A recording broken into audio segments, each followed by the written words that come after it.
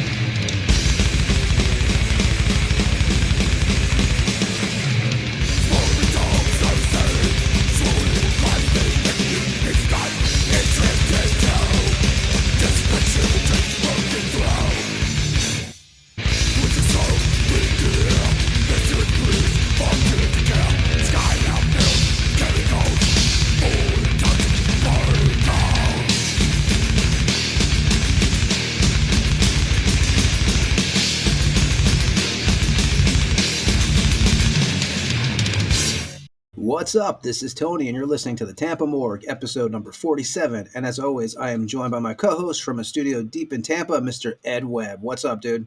Mr. Anderson, what's going on, brother? Man, you're up early this morning, huh? Yeah, thank you. Thank you. Yeah, yesterday didn't work out exactly how we planned it. It's all right. Yeah. That's how shit goes.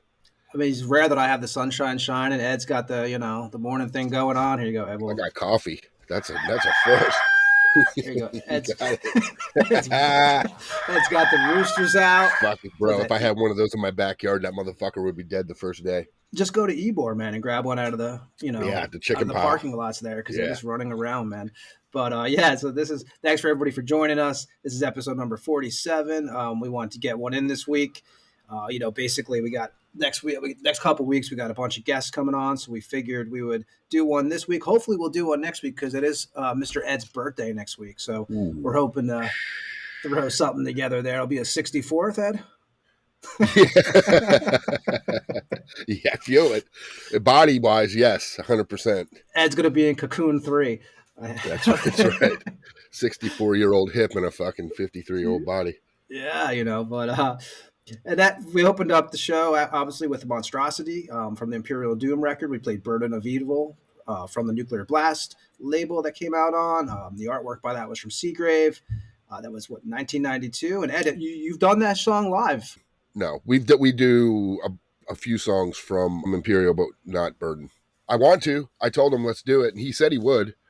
It's just a matter of getting everybody to practice because everybody's located in different places, and when we do shows, sometimes we don't get a lot of time to get together. So we just have to make it happen. That's really what we will. I think we will, especially in the future. We're going to change up the set list a lot. We got a new record coming out at some point, maybe, in 2029, and be awesome. Yeah, that was just kidding, Lee. Obviously, that was Imperial Doom. We did play from that record. And, that record that had what? Lee Harrison was on that, obviously. We all know Lee. John Rubin was playing guitar on that from Hate Plow, Malevolent. He was also in Corpse Grinder, obviously. And Mark Van Erp, which, we talk about how much stuff Mark has been involved with, through the years, from the Cynic demos to, Malevolent Creation, the Solstice. I mean, we were talking last week about him, how many things he's been on. I mean, you were just talking off the record, when you even look at that Solstice record. We're going to talk a lot about, me and Ed were kind of like talking about a bunch of stuff that came out in 92, which we'll get to that on this show. There's a lot of stuff coming out. We mentioned Solstice. I mean, that lineup right there, you had Barrett was in that. Mark Van Erp, obviously, Alex Marquez. Yep. Dennis Munoz, right, was on that. Dennis. Yeah. That's an underrated album, really, because I don't think people understood, because Solstice came back. It didn't have that lineup. It had a brand new bunch of people. We played with Solstice a few times with Alex. Miami, we played with them, right? And I think we played with them in Tampa one time. We played that festival. Yeah, the Swarm. So it was different. I don't think people appreciated how good that record really was, because that was Rob singing on it too. So definitely a staple in time. And that's another guy right there, Rob Barrett, that's done a ton of shit. Yeah, and I still see it. Rob's obviously tearing it up now. I mean, you just saw him. I saw him a few couple weeks ago at the Am on Mars show. Yeah, usually when I see Rob, we talk about hockey, believe it or not, because he's a Sabres fan. I'm obviously a Devils fan, a happy Devils fan, because the New York Rangers were eliminated this week, which I'm sure 90% of the listeners do not care about. But I was very happy about that. I wish I had sound effects right now. I'd be doing, boo! Yeah, I would just do that just to piss you off. I'm a Devils fan myself. Happy when they were eliminated, but we got a bunch of stuff we're going to get to tonight, and I did want to mention some couple of shows, because I did hear. We really, like I said, we really don't have any format for tonight. We're going to kind of talk about a bunch of stuff came out in 92, a lot of Florida stuff from 92, and we're going to play some, old demo stuff and some other stuff. But one thing I heard from the guys from Narcotic Wasteland, which I think it's Dallas's birthday today, the day we're recording this, the morning we're recording this. And I did get some dates from that they're playing through Florida. They're playing a shitload of dates. But these are the Florida dates. So anybody who hasn't heard, we had Dallas Toller Wade on a couple episodes ago, which I'll run through some of the episodes that we've already done. But he's a great interview, man. Anybody who hasn't checked out that episode, it's definitely worth checking out. I'm going to mention some of the Florida dates they're going to be on. So anybody in Florida who wants to catch Narcotic Wasteland, they'll be going through there. June 20th, they'll be in Pensacola, Florida, at Subculture. June 21st, the Brass Mug in Tampa. 22nd, Gainesville High Jive.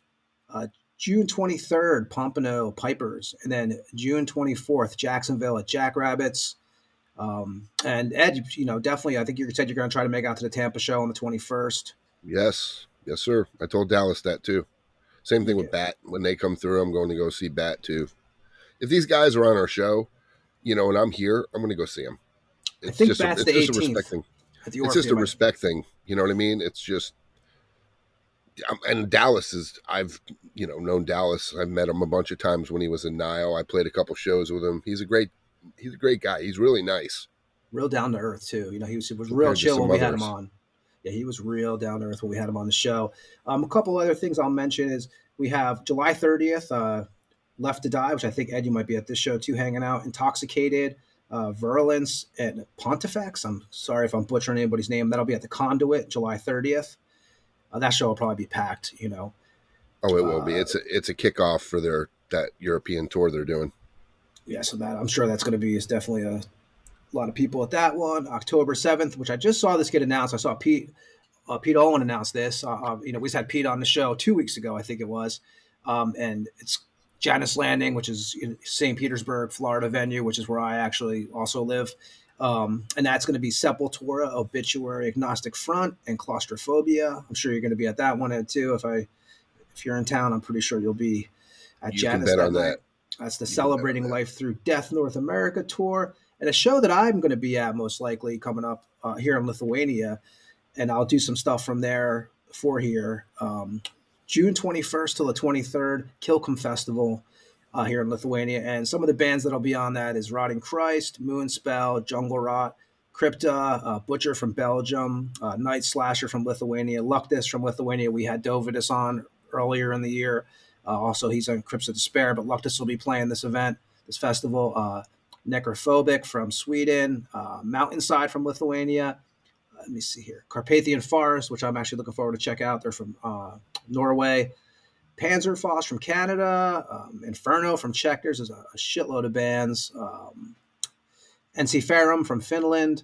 So that's June 21st to the 23rd. It's a 3-day festival. I've been to a bunch of them here. It'll be going on again. I will be doing some stuff from there. I actually talked to the festival a few days ago. But either way, I'm going to cover some of it for our show here on the Tampa Morgue. And I think that's all the shows I have listed. Ed, do you have anything? Because I really didn't look at much else. I think that's, a couple local shows that we can announce as they get closer. I have to get the details. I saw the shows you're playing again, man. I looked at the flyers. I was posting them on the Instagram, man. And you got some impressive lineups on those shows. Yeah, the Texas show will be pretty stellar, and the California show, the same people who do Maryland do that. So that should be pretty killer. Sacrifice will be there. I saw them briefly at Maryland. It was just weird. Their guitar sound was really weird. The old tunes are so good. You get captivated, but the guitar tone was strange. But I heard the stage they played on, which was the main stage opposite where we played all the way at the end. A lot of people were complaining. I saw something on there about the sound guy the crew guy, the main guy for the stage was threatening bands, and the guy from Britain, Craig Losario, put up something saying "fuck this guy," and he did the old MOD. I don't know if you saw the video. What the fuck is that noise? Remember on the he did that because there was like whoop. Remember when we played that fucking Miami whoop? And you could hear it. You could hear it in between songs, and he walks up. He goes, "What the fuck is that noise? What the fuck is that noise?" And he was being sarcastic because apparently the guy's like, "Don't move my wedges. Don't touch this. Don't do that. Your crew can't do this. Blah blah blah." And I'm like, "That's not how shit works, man." It's funny. Ed mentions the show. Go ahead. I don't want to interrupt you, so go ahead and finish. No, I'm just saying. When you're in a band, you're supposed to be able to make the stage how you like it. Otherwise, what's the sense? You know what I mean? It doesn't make any sense. If you're up there and you're a professional band and you have your stuff set up a certain way, I'm not saying go redecorate the fucking stage, but if you want to turn a monitor a certain way so you could hear it, especially if you're a guitar player, you know what I mean? I don't know. But from what I heard, they weren't the only ones saying that stage. I'm thankful that we didn't have to play that stage because the guys we had on our stage were awesome. Our sound when we were playing. Well, first of all, we walked in. Ahab was doing a sound check, and I don't know if people, they're like doomy. They're really good. I like Ahab. I like that kind of. Yeah, you told me you dug that. I like some of that shit, but I watched their while they were sound checking, and I was looking at the guys going, "Holy fuck!" Now, mind you, it's empty because nobody's there. It's before the doors open, but their sound was so incredible. I'm like, "Holy crap!" And then when I heard us, the guys getting from backstage, I heard them jamming, and I was like, "Holy shit!" It's not very often you get a really good stage sound. You know what I mean? Or just anything that sounds good in festivals because you're playing their stuff. That's how it works. But yeah, no, it was fantastic. I'm just glad we had where we were because I might have snapped if that guy said something to me. Well, you mentioned, and we've talked about this actually one of the episodes we've done in the past, and sorry if anybody's heard the story before, but me and Ed played a show in Miami. I'm not even going to mention the bands that were on it because it's pretty easy to figure out. And we drove down to Miami to play this gig, and you could not. First of all, you could not hear yourself play. How would you explain? We were basically doing a show inside of a practice unit, basically, right? Pretty much. So basically, no monitors. You're on a floor with no stage. It's just like you're playing a house party. That's really what it was. It's like a house party. But the problem Except it wasn't a party for us. No, it wasn't. Well, first we were thrown on first, which wasn't the agreement, but that's besides the point. Yeah. Then anybody who books bands, Ed will tell you, anybody who books bands, if someone comes from out of town, they probably shouldn't play first. But go ahead, Ed. Well, I'm just saying the PA, literally for the first, I'm going to say 2 songs, it was like we're playing. I mean, as a matter of fact, I don't even know if I played anything those songs, because all I heard was whoop, and there was 2 dogs fucking in the corner. Yeah, it was 2 dogs fucking. Dude, that's not a lie. I've never had that happen before. That was a first. There were 2 dogs humping in the corner. It was kind of hard to keep a straight face while you're playing, but that was. We made up a song too. You remember that, Ed? We started playing this riff, and then somehow we all miraculously played it for probably like 2 minutes with vocals and everything. A song that never existed before because we couldn't hear ourselves, and we just kind of don't. Hopefully that video never gets out. I don't think it ever will. I mean, maybe with the dogs, you can't probably put that on the computer. Unfortunately, not a whole lot with that particular band. Really, I mean, we have 1 or 2 shows that were really good. Otherwise, it was always a clusterfuck with the people we had. Dysfunction Junction, man. And no, it's not Generic Christ. Yeah, it was not Generic Christ. But it was a hell of it was a show I'll never forget. That would definitely rank up in one of the worst. And when the memories when the memory comes up on Facebook, I immediately exit out. Yeah, same here. I just picture dogs. I'm like, oh my God. So we may have been one of the first bands in Florida to have dogs mating on the stage. I don't know. Not our doing, but I'd like to know if there were puppies afterwards. That would have been awesome. Maybe they named them after the band or after us. I don't know, but that was a rough one. That, and we played Cocoa Beach once with Generic Christ, and I'll never forget. We went down there with Rip Torn from Tampa. They're not a band anymore, but they were a Tampa Bay band, and we that was a show that we went to, and we drove down to Cocoa Beach, and that was the show that Angry Tony came out. Yeah, the guy tried to hand us $5. That was when Angry Tony, because Angry Ed stayed outside. He wanted, the promoter didn't put any flyers up. He told me too. He told both bands, because we came down there. We were 2 out of town bands. He's like, listen, if you guys come down, it was Generic Christ and Rip Torn. We'll set up the show. You guys just come down and play. We'll take care of everything. We get down there. No locals. No locals. They book no locals. And I actually asked the guys, is there any flyers that you guys put up? Now, just note that I sent him flyers because we were a band that whenever we played a city, we would send flyers ahead of time there. Something I always did. I mean, and he didn't even hang up the flyers. And he said to me, he goes, yeah, I probably should have hung up flyers. Tried to get me, and I think it was Brad from Rip Torn, to split $5 between both bands. And that was just a mess day all around. Like, I won't get into all the details, but I know Generic Christ, we almost all had like a battle royal on the back of the venue. Was it the back of the venue? No, it was in the front. Front of the venue. You and Joe took it to the back, but I was out front with Chris. Me and Chris were about to. I was about to splatter God his face. That was because when things don't go like, I mean, that was bad. There's a difference between playing a show like go to the Mug on a weekday and nobody shows up. Okay, well, you should expect that. This was a fucking like Saturday night, and even the fucking dogs didn't show up.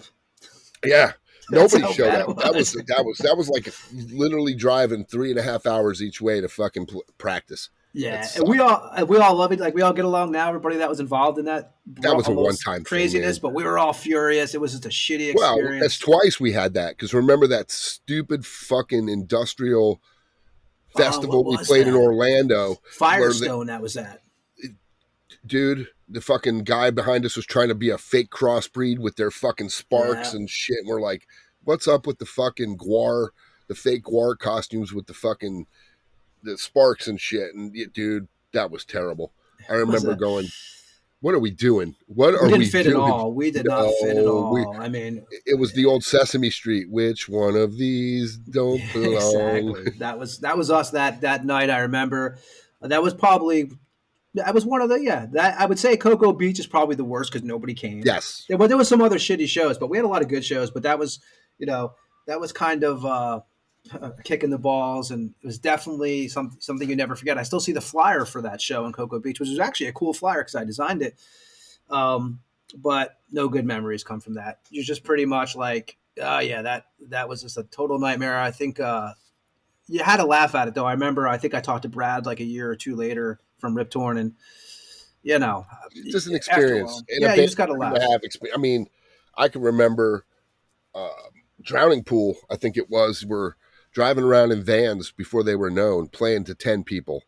Could you imagine for years driving around and playing for 10 to 20 people at these clubs before you finally become the band? You know what I For mean? some When you bands, like there's not kind of even that poured many up. people. I Right. mean, But I know a lot of bands that's what they did in the early days. They just toured.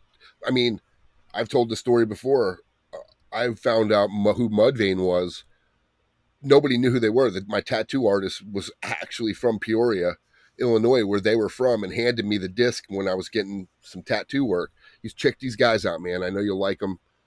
And I listened to it, and I was like, wow, this is different because it was different. It wasn't, it's not death metal, but it was different. It was heavy back then. I was like, wow, this is different. And I've always been an open genre guy. I'm not a yeah, death metal. he's pretty open. We're both like that. Now I can honestly say I actually don't know anything from Mudvayne. Have I heard them? I believe I heard them because my wife, I go to my wife's actually. So her parents live like an hour from here, so she has her childhood bedroom set up, and still with posters on the walls and stuff. And there is a Mudvayne poster on there. So Yeah, I've they kind of were. So I dug them, and you couldn't buy the CD anywhere. I remember, I think we went to, might have been Turtles or something like that, and it was like $25 because they considered it a import because they had, Jesus. it wasn't like today, and it was their first record, but that record was great. And I remember I heard they were playing at some obscure club called Planet Nine Ball in Oldsmar with Nonpoint, who are huge now, and a couple We were other just bands. talking about them, and another band I Nonpoint, don't know much about, Nonpoint, but I didn't even know they were from. Which we'll well, talk. We were going through records for '92, and they were another Florida. I didn't even think about that they were from Florida yeah, because they had a different name, and I only know of them mostly because I remember they were like a band that you saw on flyers a lot back in that and the time name period. stuck out. Yeah, I But forget what yeah, they I were fucking remember called before that. We just I just Non-Point. It was Non-Point. Valley or some shit. I'm probably saying it So totally wrong. I'll have to no, it look it was, up. yeah. It was, I forget what you said, but yeah, we went to the show. There was 40 people there, 50 people, and if you've ever seen Mudvayne, Ryan Martini, the bass player, is absolutely phenomenal. Like, he is a phenomenal fucking bass player. And just standing there watching him, I was like, holy shit, you don't get to do that in most shows. You just don't. I mean, but they were nobody, and then all of a sudden, the next time I saw them, they were on Ozfest playing in front of fucking 20,000 people. You know what I did see, like the kind of experience you're talking about is, and I've told you about this. I want to say it might have been 2005. I went to NAM over in the music convention over in Hmm. California. Went a couple of years when I was doing the magazine and stuff. So went out there, and Megadeth played this ESP party for like 50 people. So I was right up front. I have never seen Dave Mustaine look so unhappy in my life, and the stage was probably like, dude, it was absolutely, it wasn't even a stage, man. I can't even explain it. It was not even but it was, I just remember looking. Non-point factor, that was the name of that. That's what it was. That was the name of their band. Yeah, I don't Yep. even know their music, but yeah, Megadeth. I saw them for like 40 people, 50 people, and it was like that though. I remember I felt lucky to be able to watch that close. You know, Right. this Well, that, performance because I knew it was and I will tell rare. you this: I ran into those dudes in the bathroom. I went in to take a piss. They were fucking putting their makeup on, and I'll tell you what, the, they performed as if the place was packed. They didn't give a two shits. They were touring in a van.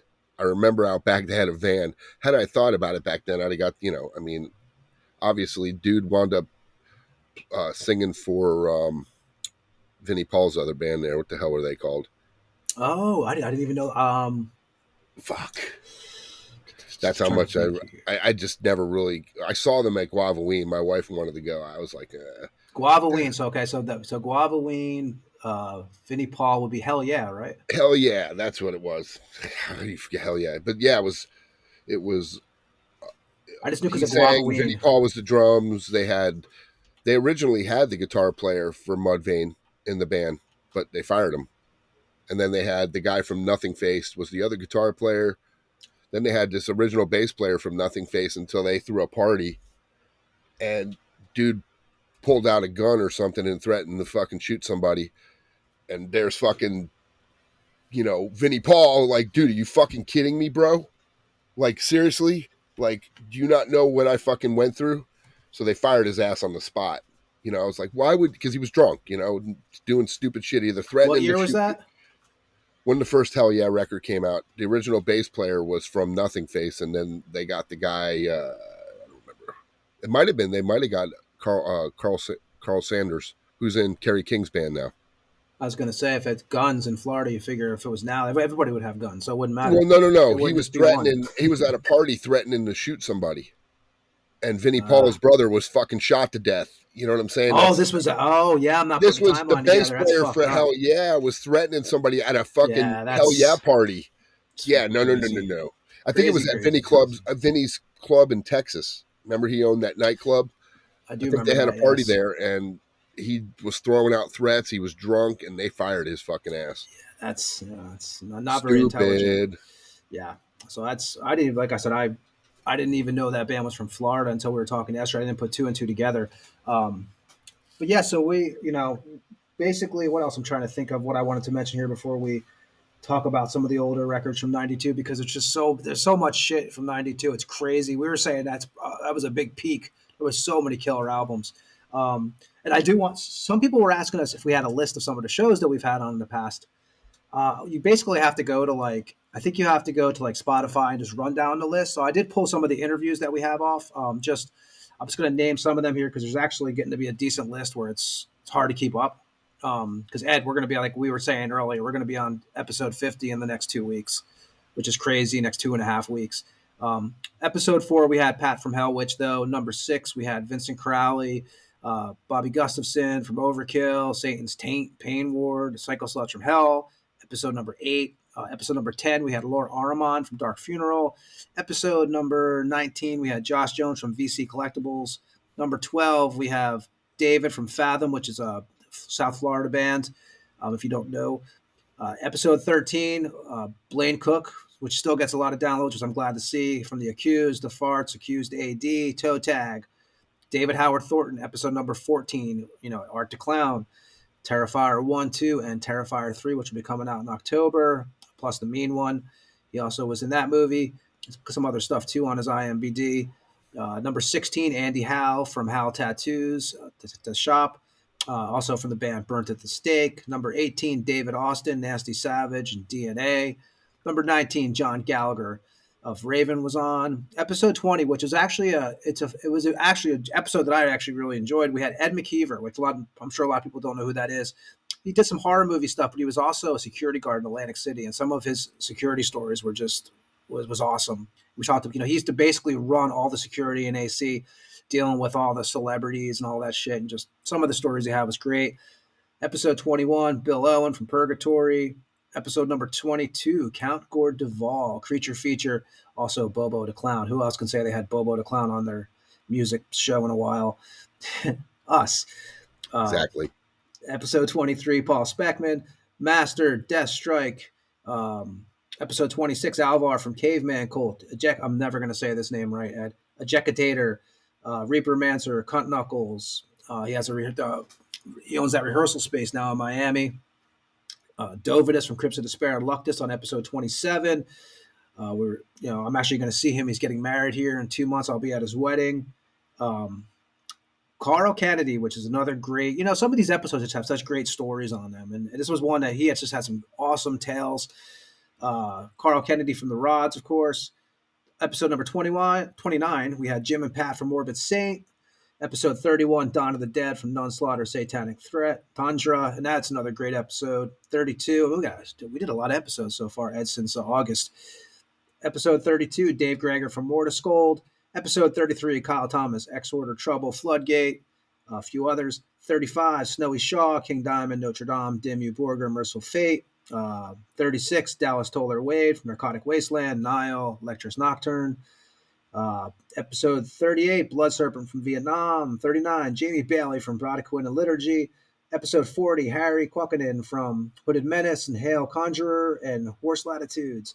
Episode 41, Pooch, Mike Pucciarelli from Raped Ape. He's also the tattoo artist and owner of Altered State Tattoos. Number 42, the one and only Angry Ed. Find out how he got his name, which is basically from me. That's episode 42. Episode 43, Ryan Waste, a Bat, Municipal Waste Vulture. Another good episode. Episode 44, the Metal Ward's Ace Records, that's a whole episode about, those events that used to take place back then. Episode 45, Pete Owen, Dark Faith Crimson Massacre, owner of the Conduit, also books basically most of the shows in Florida now. And Lee Payne from episode 46, Clovenhoof. And I got to say, Ed, Lee was such a killer guest, man. That Ozzy Osbourne story that he told us about Ozzy shooting the fucking gold records out of the sky with a shotgun because they wasn't actually his music on it. It was some other artist as Lee tossed them up in the air. I mean, that's so much history in that interview. And, that new Clovenhoof record came out, 2 weeks ago now. It's an awesome record. I like it. Good record. Yeah. Vocals are killer. Arna Conklin killed it. So you have that. And before we start talking about, I also wanted to mention, I just saw this earlier today. So can you believe, Ed, today it has been, 18, 19, 20, 6 years since Ralph Santola passed away today. Yep. I saw that. I was thinking about that. That's crazy. Ralph, obviously, there's such a big list of bands. You got Death, Deicide, Iced Earth, Eyewitness, Obituary, Devil's Highway, we was doing with Kyle Thomas. He played with Sebastian Bach. Blood Divisions, we had Dave Austin on here. He talked about that. But, and Ralph actually played the theme song for Hulk Hogan while he was in the WCW as he walked down to the rink. Did you know that? I had no idea about that. Yes, I did. I did not know that. I remember when he did it. I did not know that. I wonder if he did that over with Prater. Who knows? Probably. Everybody's done everything with Prater and more sound. Yeah, so Ralph Santola, I can't believe it's been 6 years, but I wanted to mention him. It doesn't seem like it's been that long. Only 51 too, which everybody we know is getting to that age now. Like I'm still under that radar, but it's getting there. I mean, I had to go through those checkups recently this year, and am I going to die checkup, which I was not happy about going to, but thumbs up so far. But you never like to go to that because when you're like 20, you're like, oh fuck it, man, what's going to happen to me? Get in your 40s, you're waiting to get that death message, death curse. Ed, you're going to be having to go with yours. You're with the birthday coming up. Already been there. I get checked. I do my blood work twice a year. So you going to go for the old colonoscopy? No, I pooped in a box. You skip. Oh God, I've heard about that. It's I guess it's still better than getting the commercial. The guy comes up. He leaves your little box on your fucking doorstep. It's great, dude. It's fun. Imagine being that guy. That's when you've you've made it when Saturday Night Live does a skit about you. Yeah, because they did a whole skit about it, and I was actually laughing because, they were supposed to be seductive boxes. You want to poop in me. You just want to poop in me. It was like chicks with the box had like eyelashes. It was pretty good. Oh, really? I don't like Saturday Night Live too much, but yeah.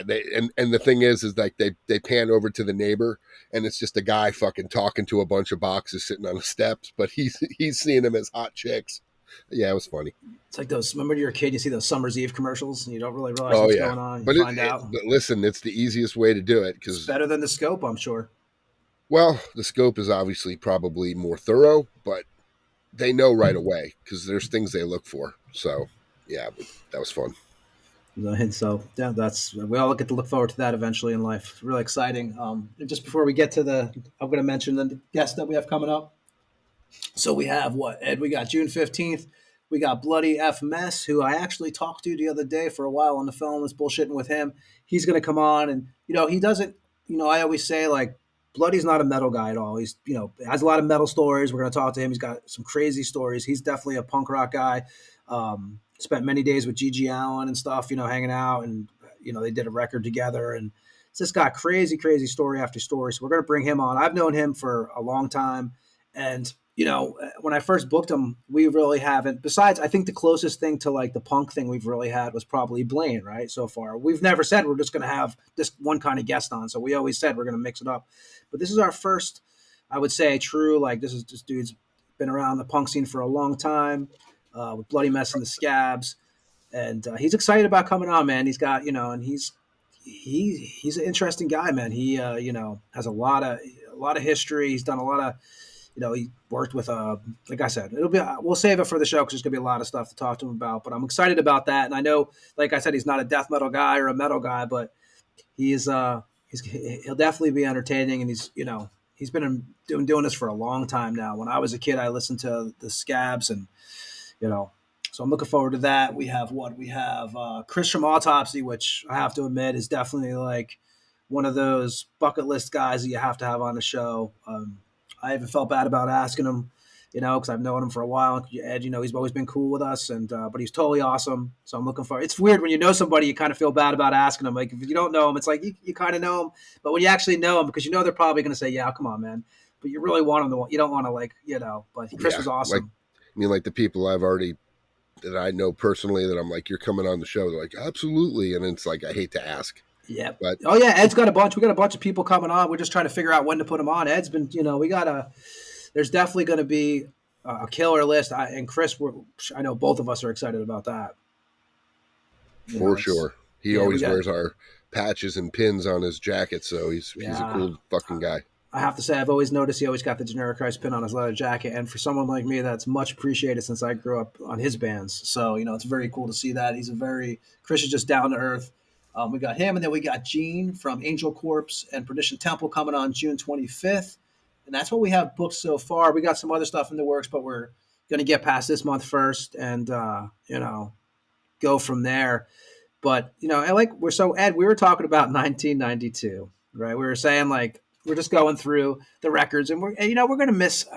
It's hard when there's so many releases, and I'm going to mention a lot of the Florida ones too. We're going to play some of them, and then Ed's been, like I said, there's so many shit that came out in '92, just great, just records and demos, and but just to put in perspective, I did this thing. I kind of was sat down last night and I looked at 1992 in general before. So Ed, these are some things that happened in 1992, gives you a vision for those who weren't there, because some people may be younger that weren't really around during those days. So these are just some of the things that was going on in 1992. So Hurricane Andrew, obviously, the Lightnings play their first game in '92, Tampa Bay Lightning. Body Count puts out Cop Killer, which seems like ages ago to me. If you really think about it, I think that's the same year Hetfield gets burnt up in Montreal, right, on the tour with Guns N' Roses. I think so, yeah. Phil Taylor leaves Motorhead, replaced by Tommy Aldridge for a small period of time. Vince Neil quits Motley Crue. Varg burns down the Fantoff stuff. Church in Norway. Dave Lombardo leaves Slayer, replaced by Paul Bostaph. So that's just some of, and then 1992, these are some of the bands that were new during that time, that year. Gorgoroth, Skinless, Carpathian Forest, Moonspell, Cephalic Carnage, Mystic Circle, Malignancy, Souls at Zero, but Souls at Zero was really Wrathchild America before that, before the name change. What else goes on? Bill Clinton's the first president. I'm not the first president, but the president. He becomes president. That's his first term. Mortal Kombat becomes an arcade hit. And I remember Mortal Kombat in the pool halls and stuff. I had a buddy who played it every day. We went there for hours. Wayne's World comes out in the theater. Reservoir Dogs comes out.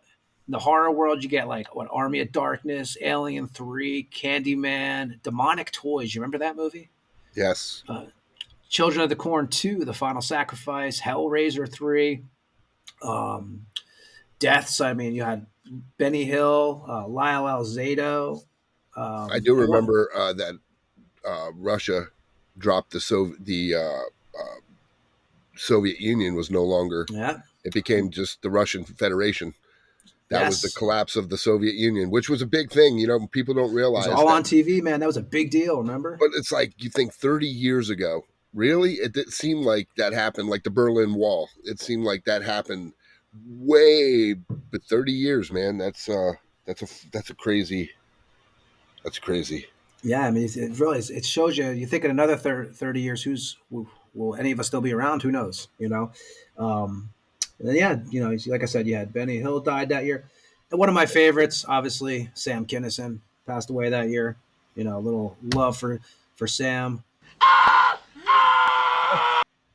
That was also that was the downfall of Mike Tyson, because that was when he went on on trial for that rape. That's when he got put in jail. That's That's what right. ruined. That was his. That was the end of the Mike Tyson that we knew. That's when I remember Current Affair, right? That was always on every Oh week, my and you'd always god! see all those stories. That's a fun. Who was the guy who hosted Current Affair? I can't think of his Oh, name, Maury man. Povich, right? Was it Maury Povich? Yeah, Maury. I think he was married to another newscaster or something. I believe it was Maury Povich. But yeah, 1992 was a lot of shit was going on. Even when I looked back, I was like, wow, I can't believe like, you know, even the Kinnison thing, man. I looked back on that. I said, I can't believe that's since 1992 since he got killed. And if you remember, he had kind of changed his life around a little bit. I Yes. mean, He he he he. I think he quit drinking. yeah, because people who don't know, like, so he was before he was a comedian. Kinnison was a preacher. He did the Oh whole yeah. preaching thing. He basically gave up that to like live like a party life because Sam Kinison was a partier Oh to my the god. end. Joe I mean, Rogan tells stories all the time of how fucking out of control that dude was. yeah, he's one of my favorite comedians, and now he would probably be. I don't know if he'd be. I don't know what he'd be because it's such a different fucking world now where everyone's like you can't joke around. And like we were talking about I recently, don't. like, I think he would have given no fucks. and I that's how think you he. get by it. You I get think by he would this have been way. like Dave Chappelle, And where just said no fuck matter you. how much they try to cancel that fucking guy, he comes out and basically, you know, fucking just lights him on fire. He goes harder in the paint, and I Yeah, like it. That's how you have to be. You can't like Dice. I'm pretty sure if Dice was still really really going hard, he would fucking come out with nursery rhymes that would absolutely like just destroy these fucking people that are, he with their did a woke show. It was called agenda. Dice, right? A TV Yes. show. He did that, and then I think still does stand up. But like you said, I don't. I think that him and Kinnison and those like Richard Pryor, I think they would never follow what No. the trend That's was to why like be correct. They would have never gave a shit. you could tell by how Netflix treated that roast of Tom Brady. Because if you watch the original when it happened, we watched it because they played it live. They clipped it So up now, right? they played it live. We watched it as it was airing live, where they didn't stop it. And the fucking shit, like Tony Hinchcliffe and Jim Ross and a couple of the people, oh my god, they went fucking. I mean, Aaron Hernandez was absolutely the butt of everybody's Yeah, jokes. And it was, his family came out and were pissed off. And it's like, well, you know how that you stop that? Your husband doesn't fucking kill people. yeah, and he was not a nice guy, No, and he was a dickhead. Well, I mean, a lot of people believe, which I don't remember if they did an autopsy on him or not, because I know they did. What's his name there? Junior Seau. Remember, he shot himself in the chest yeah, so they could fucking study his head because he knew he had CTE. He knew he was fucked. And sure enough, man, that's where they saw his brain was absolutely just tore up from all the it's head hits. crazy. And that's what you And expect, like being in a car accident every day. They say, when you get well, hit like that. he led with his helmet a lot, uh, Hernandez, because if you ever watched him play, he always ran head down. And you hit the, and everybody's different. Some people can like look at boxers. You watch UFC guys that just take about 500 punches per fight, and you're like, how are some of them when you hear them talk, you can tell that they're not all there because they've been hit so many fucking times. But this guy, he hit the ground so many times from being tackled. He was a tight end. You know what I mean? He He was was killing people like gangster style, like he was like or execution style, right? He was like Yeah. shooting them He in the was head. he was And, doing some fucked up dirty work behind the scenes, and I'm thinking, you are a multi-millionaire playing football that people dream of, and you go out and do stupid fucking shit and ruin your life and your family. Think about that. well, his family was pissed, like you said. They were completely pissed about that. But Well, so I was Tom Brady's ex-wife, because they were fuck her. going hard in the paint for her too. I felt like it was kind of refreshing to see like back, where people weren't basically people weren't all sensitive. They took a joke and it was kind of like a very. I mean, it got pretty nasty, like you said. It got pretty crazy, but I think it was a good thing. And we talk about like the Pryors, the Clays, the Red Foxes, or the Sam Kinnisons, Carlin. or Carlin. I saw Carlin in Vegas, man. It was great. It was probably one of his last. It wasn't one of his last shows. It was probably one of the last years he was in Vegas doing that. And they just wouldn't care. And I think Kinnison would have been the same. And I actually pulled here. It's only really short, but for people who don't know, like we were saying, Kinnison used to be a preacher. You know, that's he basically turned to comedy after that. Decided he wanted women in the party, and that's what he did. But I want to play this little clip here. 1 second here, if I don't fuck it up here. And let's see here. This is Kinnison before he actually started doing the stage. You know, doing comedy when he was working as a preacher. I used to preach. I used to study the Bible. It's a pretty fascinating book. Woo! I've done it, brother. I've done it. I've screamed at God at the top of my lungs because that's how much I believe in him. Amen. That's how personal I feel like my relationship is. If I can't be myself with the Father, then I'm going to stop preaching this gospel. And then Jessica Hahn came in.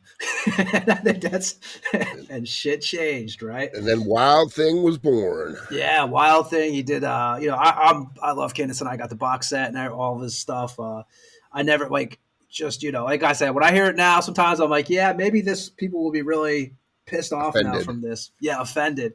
But Ed, 92. Why don't you start us off, man? I know there's a shitload of stuff we could talk about.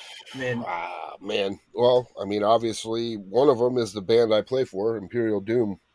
Imperial Doom. Frank Mullen did some guest on that CD too, didn't he? I think he was on. What song was it? I think they had Frank from Suffocation on there. I think he did a track. Man, it's crazy. That's 92 since that record came out. I think he was on Vicious Mental Thirst. That's right. Yeah. So I mean, Suffocation was on the upswing back then too. They were virtually newer, but yeah, no, great. I mean, the songs on Imperial Doom are great. All of them. And what is your favorite? I'm not gonna ask you the full question because there is a question for you that we'll either get to this episode or next episode. But I will ask you: do you have a favorite Monstrosity record, or am I putting you on the spot here? No, it would have to probably be Imperial, just because I grew up with that record. They're the two that I actually, believe it or not, my favorite Monstrosity is the Horror Infinity demo. That demo was something. It was something different. The vocals on it, everything on it it was different. But, Imperial and Millennium are probably neck and neck because they were just what I grew up with. And Millennium's it's a great record. I mean, well, that's Tux. And I will tell you, Tux, if people don't know who Tux is, that guy was like the most homebody. I don't even think he drank, if I remember right. I mean, he was like, they would go to parties and they said he would just sit in the corner. I mean, he was just, but the guy is like, I say there's a couple people out there that remind me of a Tux, and Marco would be one of them, our guitar player, where he's just got talent that just, you go, what the fuck? Everything he does. Everything he touches. Everything he touches. Our other guitar player, Justin, I mean, he plays so many genres of music and it's just effortless. And I just go, man, where do you come up with this talent? So yeah, Tux was on a different level.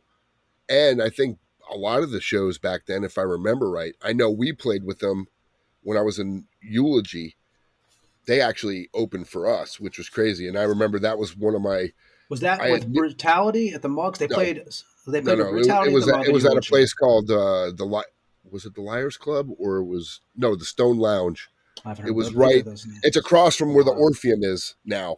Okay. There's a little strip center, and there was a bar there called the Stone Lounge. I remember the Liars Club too. I haven't thought of that name in a long time because they played. I played a bunch of shows at the Liars Club, but yeah, we played the Stone Lounge. I don't know who opened. It might have been Ulcer. I think it was Execration, Ulcer, if I'm remembering right. Monstrosity played, and I remember that I had met Mark a couple times, and this time he walked in, and Mark was a very intimidating dude, known for whipping people's asses. I mean, like, literally no shit taking dude.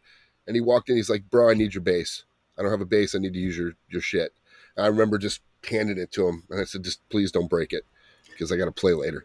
And I watched him playing it, and I was like, Jesus Christ, why do I even want to play after that? Because he was great. He's a great bass player, but he was a big dude, you know what I mean? And they played as a 4-piece. Tux played all the stuff, and it was incredible. Did you actually go to do you remember at the Rocket Club, they used to have like the pit night? Yeah. Yeah, I know Monstrosity played there in Yep. '92 also. You might have been at that show even. And yeah, Millennium's a great record. I would like to ask Lee about the artwork. 'Cause I'm always confused about the artwork for that, but killer. No, I mean, really good record. one day you'll get to ask him.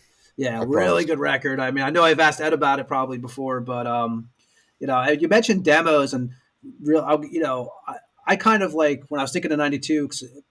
I don't know when the demos really stopped. When bands stopped making. You remember it was a thing. Everybody made demos, copied like taste, blah blah blah. Cadaveric Mass from Clearwater, they put out a demo in '92. And that was we had that was Kyle SoCal in that band from obviously Nocturnus, Nasty Savage, both Nocturnus AD, Blackout. I think Jerry Outlaw was involved with that too, I believe. Lee Gibson and Rich Elliott and a band called Rupture. Do you remember them out of Longwood? Yes. Rupture. They put out a demo in '92. Incision out of Tallahassee, Florida was another band that put out demos. A lot of these bands too, and we've talked about it, Ed, some of these demos were killer. Just, there wasn't as much, there was no YouTube, there was no, or I would like to find out actually what year YouTube was invented. But, you had those, and what else you got over there for '92? A couple that I probably wore the fuck out. Definitely, believe it or not death metal, but the Biohazard record was great. Urban Discipline was a different. I saw them on that album in New Jersey at City Gardens with Sick of It All and Sheer Terror. Yes, and that was a great show. They were, like you said, back then, I remember City Gardens was packed. The big famous, whoever's been there, the disco ball. I mean, I remember all that. I just remember being that place. Like I've talked about in plenty of episodes about City Gardens. It was a wild place, man. You couldn't really, you had to keep alert there, but it was definitely a good time. But I can't believe that was the '92 that came out, huh? That record. Yes. I was God. I saw them on. That was Ace's time. We had that episode, and that was Ace's time for me because I could remember going in and literally buying like 4 or 5 of these bands that came out. Obituary, The Incomplete, that came out that year. That's right, yeah. And you mentioned Aces. If you think about it, Aces Records, so '92, they hold the grand opening that year on Fowler Ave. They did. That's the one that Guff performed at. The Guff 98 Rock, the Pit was there, like you said, with Brian Medlin. Brian Medlin was Brian there. Medlin. Yeah, from doing the Pit, which was like from midnight to 3 a.m. Whoever doesn't know. And that event itself, there was shitloads of people there. I mean, that was like over 600 or 700 people, I believe. And a lot of those bands that were doing releases, I think, did in stores too, because I know Retribution came out that year from Malevolent Creation. One of my favorite records that I still play to today, The Fourth Crusade by Bolt Thrower.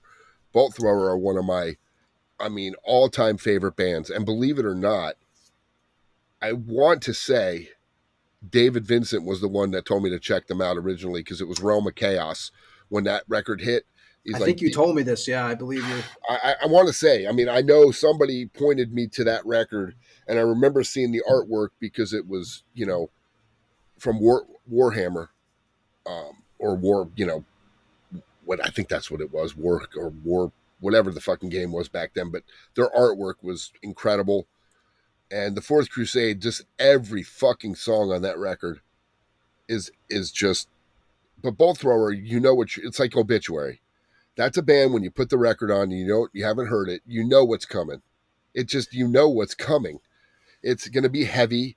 It's not going to be chaotic. It's going to be fucking to the point, brutal, and just heavy. And Bolt Thrower was one of those bands for me to this day. I've listened to him at the gym religiously just because I wish they would come back. I know he's made a couple bands, Carl Willits, that sound like Bolt Thrower-ish, but definitely one of my favorite records for sure. Well, you mentioned the Incomplete, you mentioned Obituary, and there's some kind of tie with the next band I'm going to mention in there. You look at, and a guy that I've actually played with, we're talking about Epitaph. So Epitaph, Tampa, they put out a demo in '91 and they put out a demo in '92, a 2-song demo.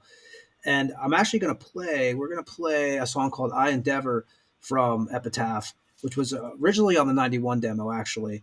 It came out also on the Echoes and Tomb, the demo anthology from 91, 92 with those demos on there from Dive Bomb Records in August of 2020 that was released.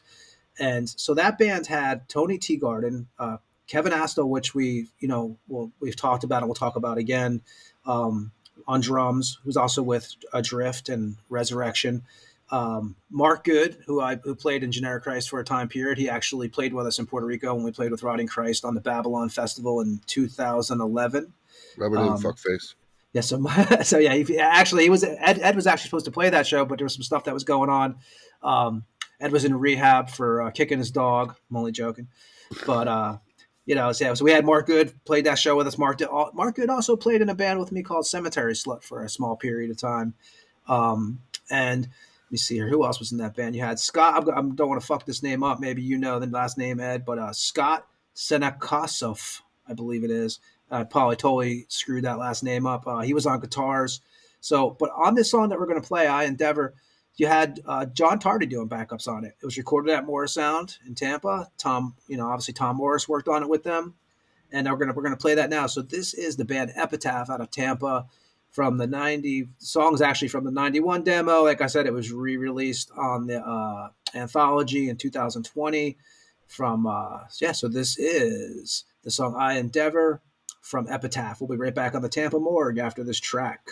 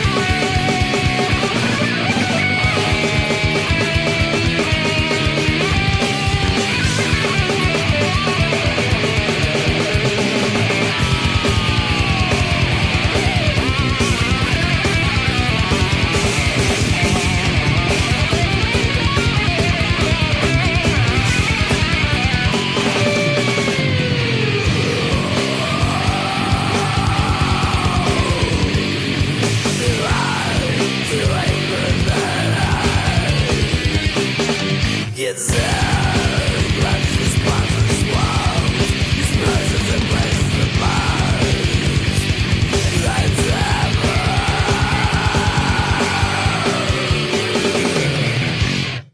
was Epitaph from Tampa with the song I Endeavor with John Tardy from Obituary doing backup vocals on that.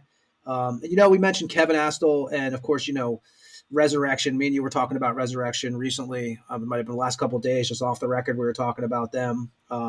They formed in 89. It's crazy to think that, with those guys, you got John and Kevin both passed away, I believe, in the same year, 2021, which is insane. But Resurrection, they were another band, man. I really, I definitely, if anybody hasn't heard Embalmed Existence, that was a great record. I mean, that was a killer album. They put out a demo in '92. Also, I think it was a 4-way split with Hypocrisy, Afflicted, Sinister, and then obviously Resurrection. But Ed, did you dealt with those guys a lot too? You knew Kevin, and Kevin, like we said, he was in a drift with Jack Owen from Cannibal Corpse eventually. But you knew John and Kevin, correct? I did. There was a time where I was kind of asked to come play bass and sing in Resurrection. Yes, actually, that's the song. The one tie we do have on the Tampa Morgue. We were both kind of in that. Well, yeah, I remember that time period. That was a shit because they were going to go do a European tour for the Embalmed album. Yes, that was way back. This was when they reformed later. They asked me. They did a show in Tampa, and Dave Sawyer was kind of asked to come play guitar. So we went to check the show out, and I watched him, and I was just like, "What is this?" It was not Resurrection to me, the way I remember Resurrection. But what else did John do? John did Council of Fallen. Remember that? He did. Did that, yeah. But Resurrection. It's weird that both of those brothers are gone now, but it's they were a band that I thought, like I said, anybody who hasn't checked out Embalmed Existence, Embalmed is a great record, I think. Obviously, Nocturnus, Ed. They put out Thresholds in '92 on Earache. And that's when, Browning obviously wasn't the key. Browning did the vocals on that. But on this one, it was, Dan Izzo, Mike Davis on guitars, right? Sean McKenney on guitar, and then Louis Panzer, and then obviously we said Browning. And that was, were you a fan of the Thresholds record at all? There were a couple songs on it I dug. Not really. It was a weird, it was a weird record. I remember some of the, I'd known Mike for so many years, and I remember, I think that was a turning point in Nocturnus back then. I think it wasn't too soon or too more time after doing that record that he was gone. I liked Mike's vocals. I liked it with Morbid when I liked it with Nocturnus. The Key was great. Yeah, the Key There's was a lot great. of killer songs on The Key. But yeah, I don't know why they decided to get a singer, because it changed the whole dynamic of the band. And then when I saw them live and they were doing some of the songs, I want to say Izzo sang a couple of the Key songs, and it just it fell flat to me. Yeah, so they did that as obviously Morrisound. They recorded it in '91. And they didn't even have, I think they didn't even have who was playing bass for them? I know Chris Anderson did Jeff the record. Estes, I think. So he was doing the shows with them? I think so, yeah. Okay. And then also 92, which, I mean, I have a question for you, Ed, with this too, because I kind of was trying to figure this out. So Cannibal Corpse puts out Tomb of the Mutilated in 92, right? So I know they put out Eaten Back to Life in 90 and then Butchered in 91. So was that the first show in Tampa, I believe, was in 92, though? For what? For Cannibal Corpse. I think the first time they ever played a show in Tampa was 92, I want to say. I was trying to figure this out, but I couldn't. That may be right, because I remember they came down here because I saw them hanging out with the Eulogy guys. So maybe, I think they were hanging out doing some stuff, because Rattan was here too, because with Morbid, they've always been friends. So that could be correct. I don't know that for sure, but that could be correct. Neither do I. And I'm sure there's going to be someone that's going to message us and be like, "You guys are fucking wrong." We're probably wrong on some shit. Believe me, we're pretty old now. But I believe that was their first. And I even want to say it was at the Ritz, the show, but I'm not 100% sure. Obviously, Tomb of the Mutilated, Hammersmith Face, Icon Blood. I mean, Split Wide Open, and that Jack Owen actually recorded all the rhythms on that record. I think that's when on that record. I think they had Bob also, but I think in the studio there was issues, which I think led to him leaving the band. But the Tomb of the Mutilated cover, that was one of those you talk about, like album covers that just grab you when you see them. That was definitely one of them. When is the first time you saw Cannibal? Do you remember? It was obviously in Tampa, so it probably would have been around that time, because if they played in 90, whenever they played, I went. So if it was 92, then it would have been 92 for sure. What else you got over there? Anything good? There's As so far many as what, releases. music? Any band? Yeah, Yeah, anything. one of your favorite bands that people are going to love to know about, Ugly Kid Joe. Look, Craig Whitfield, man, the guy's He has vocals great are vocal. fucking amazing singer. And 92, yeah, I guess that would be that time period, because if you think about Least this, Wanted, yeah, that if you was think when of it came Wayne's out. World, you think of Wayne's World, Mm-hmm. and that song was actually part of that soundtrack. So if 92 was when Wayne's World came out, it completely makes sense. Yep, but that wasn't the one I was really going to say. I just happened to see that. Oh, I know. But when you said that, I put 92 together, and I said, I know that was Wayne's World soundtrack, so it makes sense. But I remember this record because all I heard about was this record and Gardens of Grief, which was their demo, which was At the Gates, The Red in the Sky Is Ours. That was a eulogy staple. Those dudes between Morbid Angel and At the Gates, that's who they wanted to be, with all the harmonies and the crazy riffs and all that stuff. And I remember I kept hearing about this. You got to get this fucking At the Gates. So I went and bought it, and I was like, ooh, they were different. Definitely different, and the vocals were different, but that record grew on me quick because it was different. That was that Swedish. They changed a lot of shit in the Tampa area, I felt like, too, because I noticed a lot of bands were doing the At the Gates thing. Kind of, yeah. Later. It's kind of you saw the swing, you saw the swing happen. One thing about Jarrett, I will say, and Clay, because they did a lot of the writing for Eulogy, they did not copy.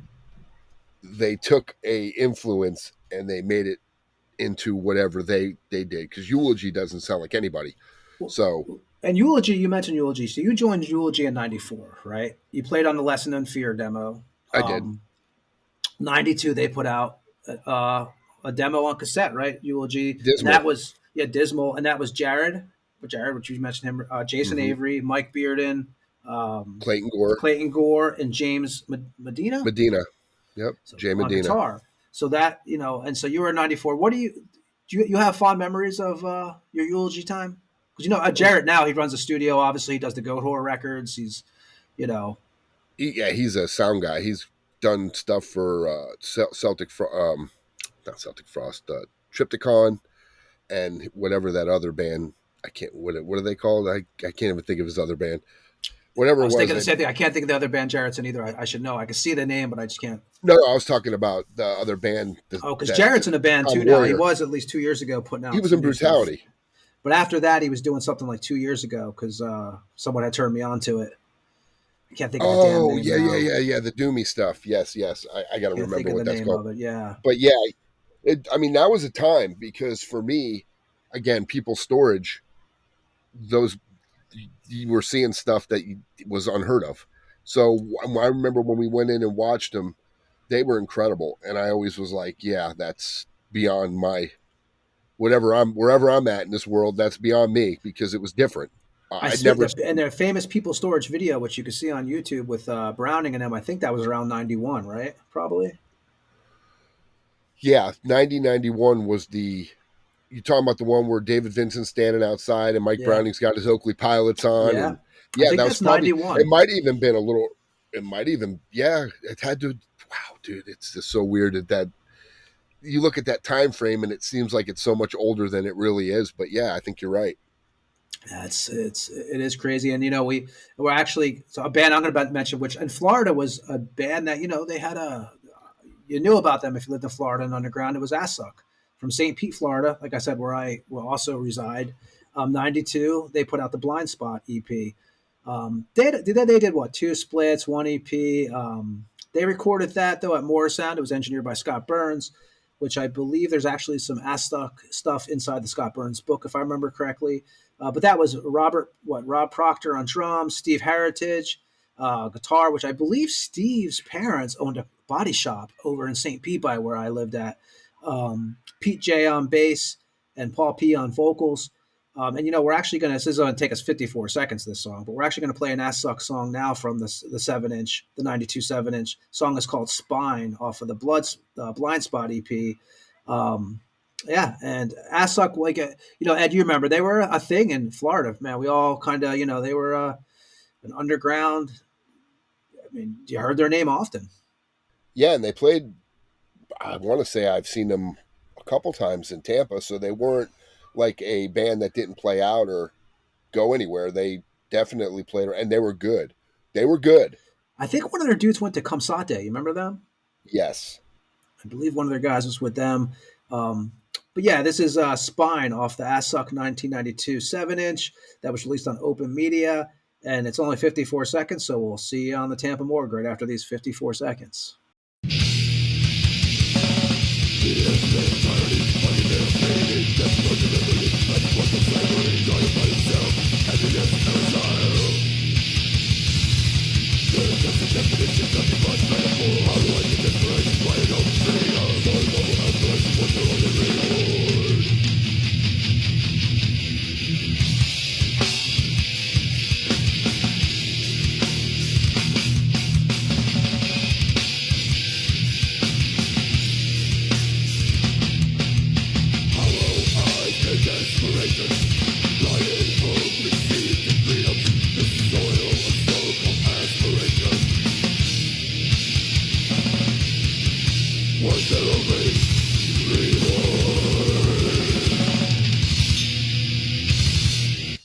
That was Assück with a song called Spine off the Blind Spot 7-inch from 1992.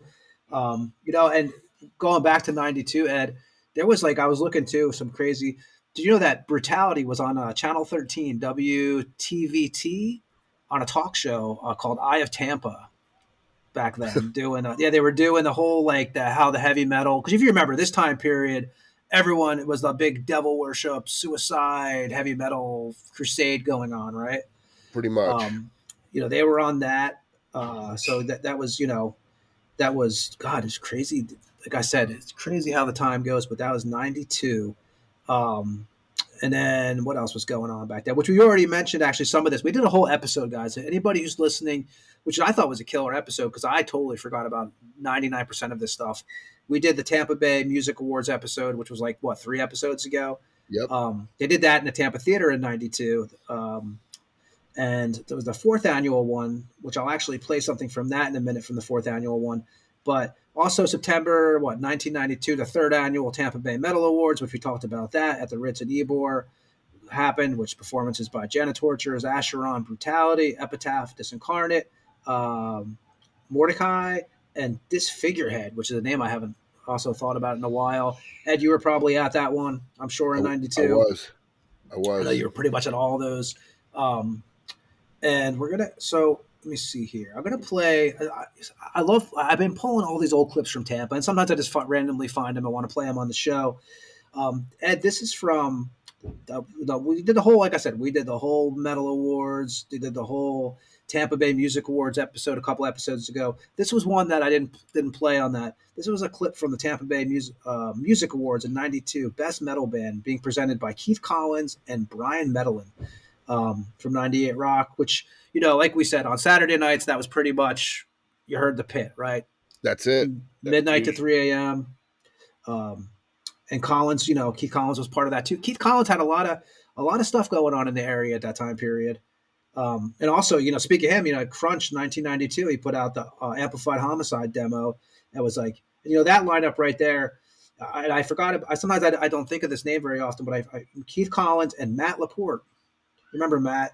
He passed away in 2011, which is crazy. 2011. I remember when he passed away, and it just seems like it was maybe 5 years ago. I know. Yeah, Pete Grotta on drums and Greg Dillman on guitars on the Crunch on the 92 from the Amplified Homicide demo. But I'm going to play now. Like I said, it's going to be a clip from the Tampa Bay Music Awards in 92, Best Metal Band, and it's presented by Keith Collins and Brian Medellin from 98 Rock, the pit host. And we'll be back right after this clip. What time is it? It's time to present the Metal Award. Jeez now. You're going to go. I've heard this before. But the guy to present the medal award is certainly the most perfect guy to do it.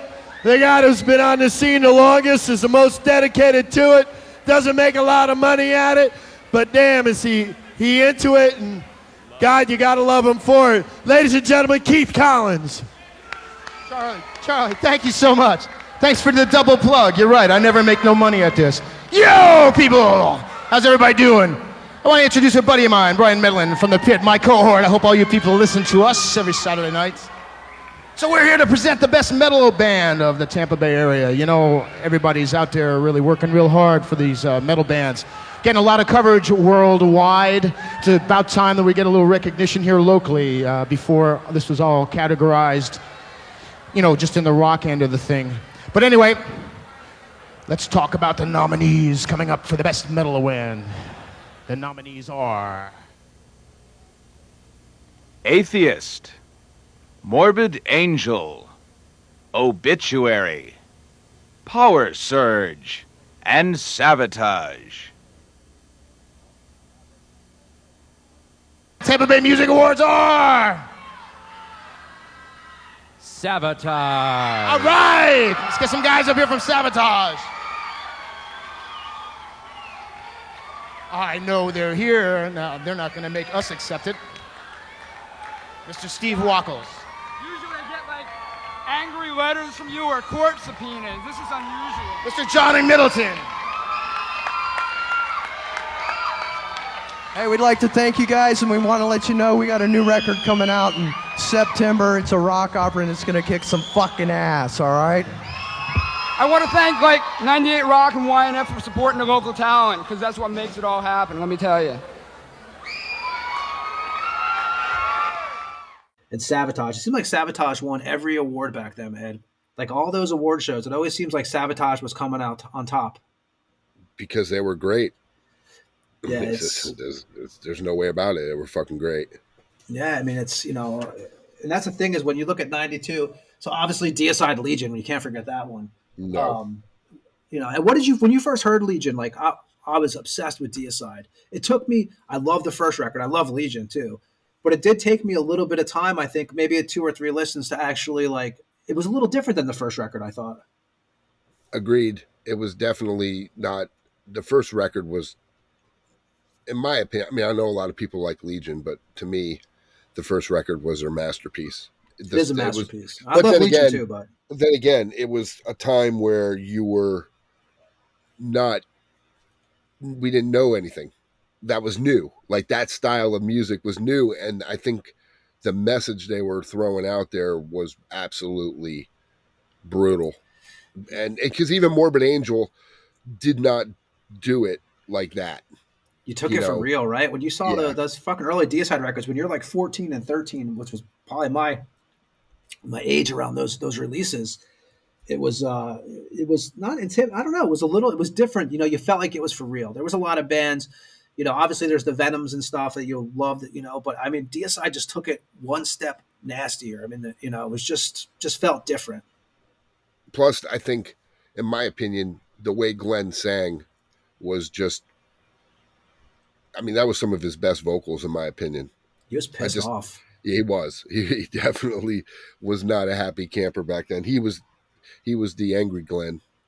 And what year was he doing? Which will have to, you know, we got to do an episode on it one day. The Bob Larson. Remember, he was going back and forth with Larson all the time. God. And that was like a big deal. Him and fucking the Evangelist. Crowley, yeah, we played to Crowley. When we had Vincent on here, we played a bunch of, you know, when he was battling with Larson. And I remember, you know, Benton, obviously, you know, and I know Benton used a sample from that on one of his later CDs for one of the later Deicide records. Oh, yeah. And then there's another band in 92 that you're very familiar with because you were part of the band for a period of time. Yeah. And, you know, and that would be, you know, which has a lot of ties to it, which we won't get into, but we were talking about the other day. So many things come off of this band, different bands, new bands, you know, Massacre in Human Condition. Yes. Yep. Yeah, I was going to leave. I wasn't going to mention that one, but. Earache Records. That was what? Lee, Roz, Andrews, and Butler on that one. War Sound again. You know, do you remember when you first heard that record? I want to say Steve Swanson did some stuff on that record too. I think he did the leads on that record. Yeah, that was. I mean, it's still obviously, you know, that record is still held in such high regard. Do you remember when you first picked it up? Sure. I remember I heard that Kronos did a cover with them dudes on there, and he actually, which was crazy because usually guys that come in, they don't do the whole song, but he sang. I don't think Cam Lee sang one note on that record or on that song. I'm not sure, but yeah, it was. I heard they did it so, and I was a fan of From Beyond. Let's be realistic. That was a great record. I've said you know, I've said it. I said it many times. You know, I was like Sabina. I had the pictures of people on my wall. I had Roz on my wall, Butler, Slayer, a lot of Det Chuck. You know, it was just because they were in the magazines and you just put them up. Yeah, I mean, you had them up there. I mean, I came in and did my thing to the pictures and then Nelson went and played some music.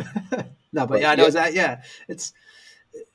You know, I actually found some old long boxes in my closet the other day here, like some old Ripping Corp long boxes that I used to use as posters. So, you know, we all used to put all those things on the wall. And, you know, for you going into, I remember like even when you told me you were getting involved with Massacre, I was like, wow, man, that's, you know, it's kind of crazy, you know, because you think about it, like you grow up listening to these bands, and for you, you have a track record of this. You know, you wind up in the bands eventually. So it's fucking great. Some they pretend I was never in, some they don't. But you totally, like I said, every time you come to me, every year you're like, hey dude, I'm going to be in this band, and it was a band that we grew up listening to. You know, it wasn't that many. Come on, but it seems to be a thing going on lately. You know, it's, you know, yeah. Well, the Monstrosity thing caught me. You can thank Terry Butler for that one. Thank you, Terry. You can thank Terry Butler. Is Butler kind of responsible for the Massacre thing too? I think it was him and Joe were talking to Rick, and Rick didn't know who I was, and then he remembered we had done a show where M Inc. was supposed to play, and then Mikey's had a baby, so they didn't play, but Rick was putting on the show, and by his whatever accounts that he saw me playing bass and singing, and Terry's like, yeah, that's the guy, and he's like, holy shit. And I fast forward from Massacre, we played Vakken, and when Lee was talking to Terry, and I guess, you know, the rumor had it apparently from some asshole that I was very difficult to work with back in the day, which false, wink, wink, wink. Well, I mean, you know, I'm sure there's a couple guys that would say I was, but they were fucking douchebags too, so let's be realistic. You know, when their rock star egos take over, they want it their way or no way, and that's not how a band works. It's a band or it's a solo project, right? It'll never last long like that. You can't really. No, and that's why a couple of these bands, if you look at every band, well, I mean, you want to know how a band works. I mean, at the end of the day, just look at what people say about certain people in the band, and it'll tell you what you need to know. And I'm not going to mention any names, but you can figure it out yourself. But definitely that was the stigma. And when Terry had mentioned me, because, you know, Mike left and he was looking for a singer, and he tried a couple dudes out, and apparently it just didn't, you know, they weren't fitting what he wanted. And Terry mentioned me, and he was like, oh shit. And then he sent the Vakken video to Mark Van Erp, and Mark's like, yeah, I don't need to see anything else, you know. And then when we did the first show, Mark was like, yeah, I knew this was going to work. And here we are. Because my first show was that Mass Destruction. And again, right. never played with Matt, never played with Mark, just worked with Mark English and Lee at the time. And it seems like a continuance, just getting on stage. I love it. But you guys, like I told you last episode, man, I believe you guys really are going to have next 2 years are going to be a really good time for y'all. And, you know, I think people will dig don't forget us little people at the morgue, because, right, you know, here we go. Yeah. Like I forgot you before. You know, the Maryland Death Fest, we were all fucking sitting here waiting for you to pop on the screen. Here it comes. We're all waiting. 1 o'clock in the fucking morning here in Lithuania. I was looking at my phone going, fuck all you. My buddy Wilt's like, where the fuck is this guy? I said, man. Well, like I said, putting on his leather pants. go watch J-Dog's videos. And, yeah, the volume's bad, and I had that. He actually moved to a different location, I think. So you are actually, someone did mention that to me, Ed. In Ed's defense, I will say this, and it's one of our listeners named Wilt, who I just mentioned. He did tell me that it was hard to do press. Well, there. and the thing was, he was kind of literally, his tent was in the middle. As you were walking out of the exit, you could see him. I mean, I saw him like 3 or 4 different times. He had chairs set up out there, and he might have. No, it wasn't Jamie. It wasn't from Brodequin, but he was doing somebody I recognized. Well, they did do Brodequin. They did a Brodequin interview. That wasn't who it was, because I would have recognized him, and I would have said something to him. Dismember, they moved to a different location, I believe, probably because of the volume, if I'm correct. Yeah, I saw him outside, and they literally were taking the little microphones and putting it up to their mouths, and I'm like, that's not going to help. This is going to distort. It was loud. It was very fucking with you. I know. I know, but it was very. People loud. have actually said that to me. They're like, "Hey, man, I saw that it was really loud there." So they're, we had Well, you got to keep in mind, it's their shit. Like when we did it the last year, even when a band was playing on the opposite end of the Edison lot, it wasn't super loud because it was the stage was facing a different way. There's bars going on either side of you. Plus, I mean, I can remember Dismember was so fucking loud. Like, because it started raining, so we kind of walked away from Dismember because it was raining. And I'm like, I'm not sorry. We're playing 2 more shows with them. I don't need to stand out here in the rain watching a band. I'm just not going to do that. So you guys are playing with them. I wish I had the date. In Texas and California. So when we were walking away, we got almost to the other stage, and that's when Soylent Green was getting ready to come on, like, I don't know, 30 minutes. I think they were running them like 10 minutes before each other. So like when Dismember got done, the other band had already been on about 5 or 10 minutes, something like that. And we got all the way over to where the barriers were. If you look in that picture I sent you, or I posted on my Facebook, I could still hear Dismember, and Forbidden. I couldn't hear them until I got closer to the street. They weren't super loud, and I can only imagine, where J-Dog was trying to do those interviews. Press, yeah. There was nowhere to go because, like I said, my son called me, and I stepped out of the bar, and I've got my finger in my ear, and I'm like, dude, I don't know what you're saying, and he's trying to tell me he used my credit card by mistake on Amazon, and if it pops up, it's him, and I'm like, okay, well, just text me. Text this me. woman at the house said she was a massage therapist. I don't know what's going on. Mom's wanting to know what's going on. There's some chick here saying that you have a baby. Exactly.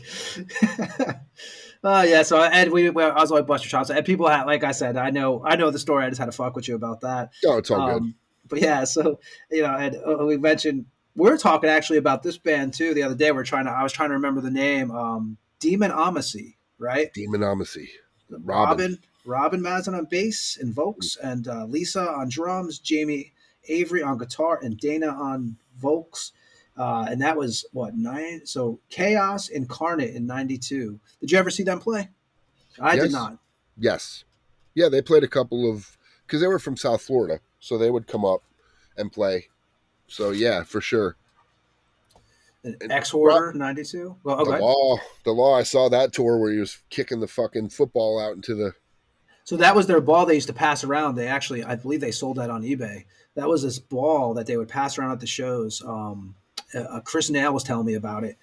So yeah, I think that's the same ball you're talking about. Yes. But X-Hoarder, The Law, Eddie Lancaster did that cover, which I actually have. You can't see it, but I have hanging up on the wall over here. And since you're talking about X-Hoarder, you got to put Pantera, because their fucking claim to fame, Vulgar Display, that's what fucking put them on the map.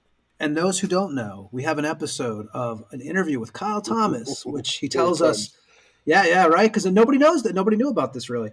So Phil was actually in X-Hoarder for a day. And there's a whole story about that on the Kyle Thomas episode that we did, which I don't have the number of the episode around me. I did earlier. But let me see here if I can still.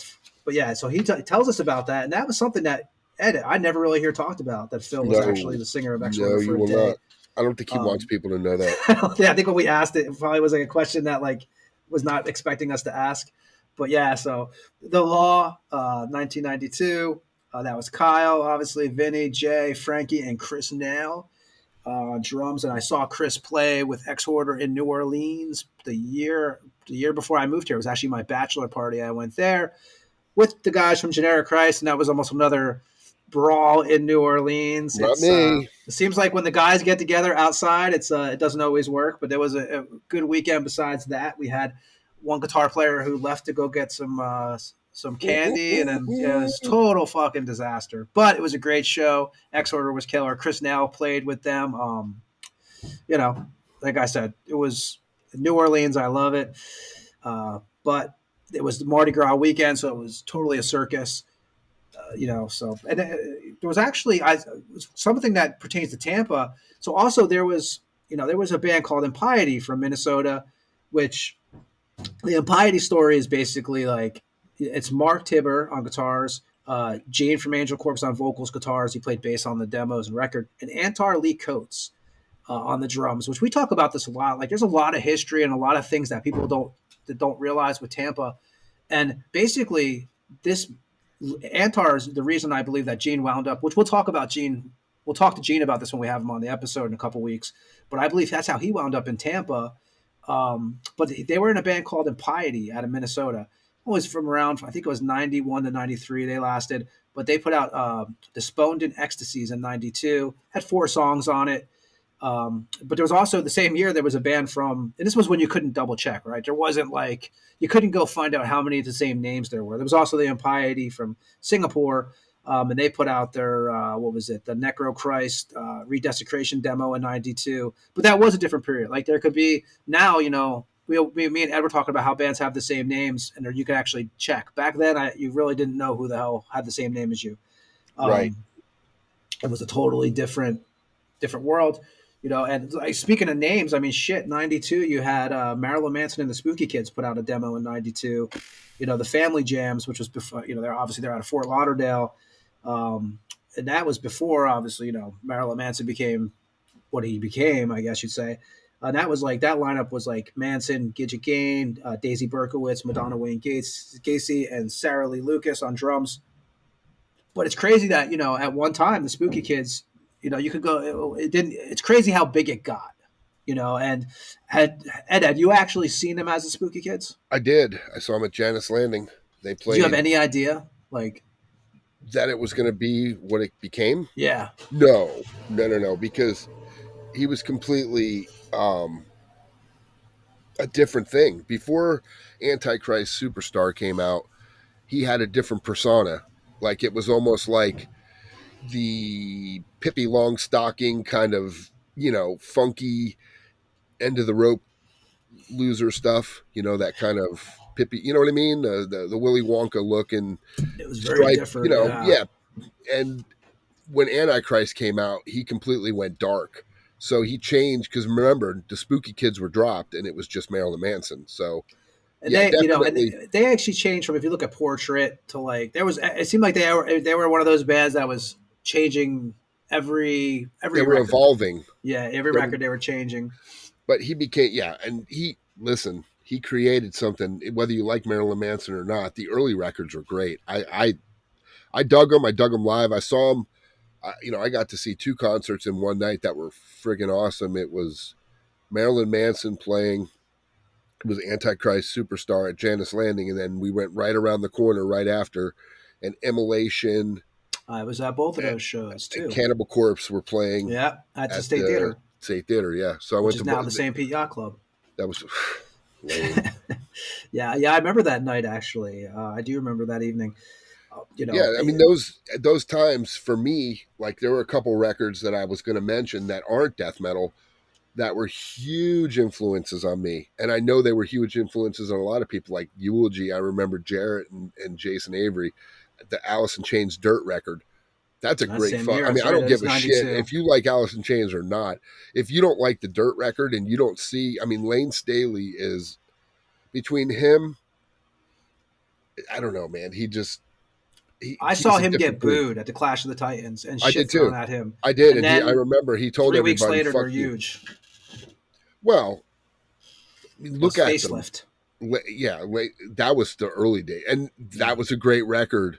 I mean, how could you not like that record. I mean, I'm sorry, it was different. It I wasn't. love Facelift. I mean, you know, But it wasn't Pearl Jam. It wasn't Nirvana. It wasn't the typical grunge. You know, you could call it grunge, I guess, like Soundgarden. I didn't consider Soundgarden grunge. I considered them metal almost. Like Alice in Chains to me is metal compared to Nirvana. Now, did you see? You went to the Clash of the Titans, right? I did. What was the roster? So for when I went, it was Public Enemy, believe it or not. No. Alice in Chains, Megadeth, Slayer, and Anthrax. It was at Madison Square Garden. I'll never forget they had all the. This is when the bootleggers were really big. You could buy the Clash of the Titan T-shirts on the side of the road for like $10. Yeah, when we saw them, it was Alice in Chains, and believe it or not, because they rotated, Slayer played next, then Anthrax and Megadeth headlined. And I was so mad. Slayer headlined ours, and Megadeth was direct to them, I believe. So correct. when we I could saw be it, wrong, it was completely. Slayer, Anthrax, and Megadeth, and I was so mad because. And that was the time of the cherry bombs. Were you go having that shit happen at yours? Like people were throwing the cherry bombs up in the air. This was Lakeland Civic Center. We don't do that down here. That's that New York crap. Madison Square Garden, they were throwing the cherry bombs up, and the seats were getting rid. It was pretty. It was a pretty amazing fucking concert. I remember me and my buddies took a bus up there from Jersey. Yeah, it again, and another band that really they were different, but they were great was Trouble. That Manic Frustration record was.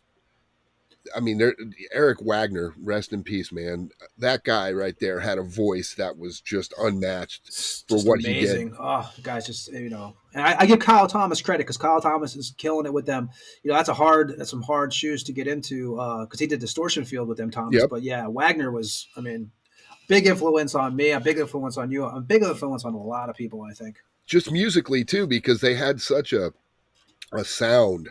Like Black Sabbath, they came out with a record that year too with Ronnie James Dio, the Dehumanizer. Record. Great record. They didn't get appreciated until I felt like that one got more steam after it came out. And I saw that tour that year, and they were fan-fucking-tastic. But again, same thing. They had a sound. Trouble, when you heard Trouble, you knew it was Trouble. You know what I mean? It's like Obituary. When you hear Obituary, you know. When you hear that, dun, dun, dun, dun, dun, dun, dun, dun, dun, dun, dun, dun, dun, dun, you know who the fuck you're hearing, right? Same thing with Black Sabbath. When you hear Tommy Iommi fucking come in with the riff, you know who it is.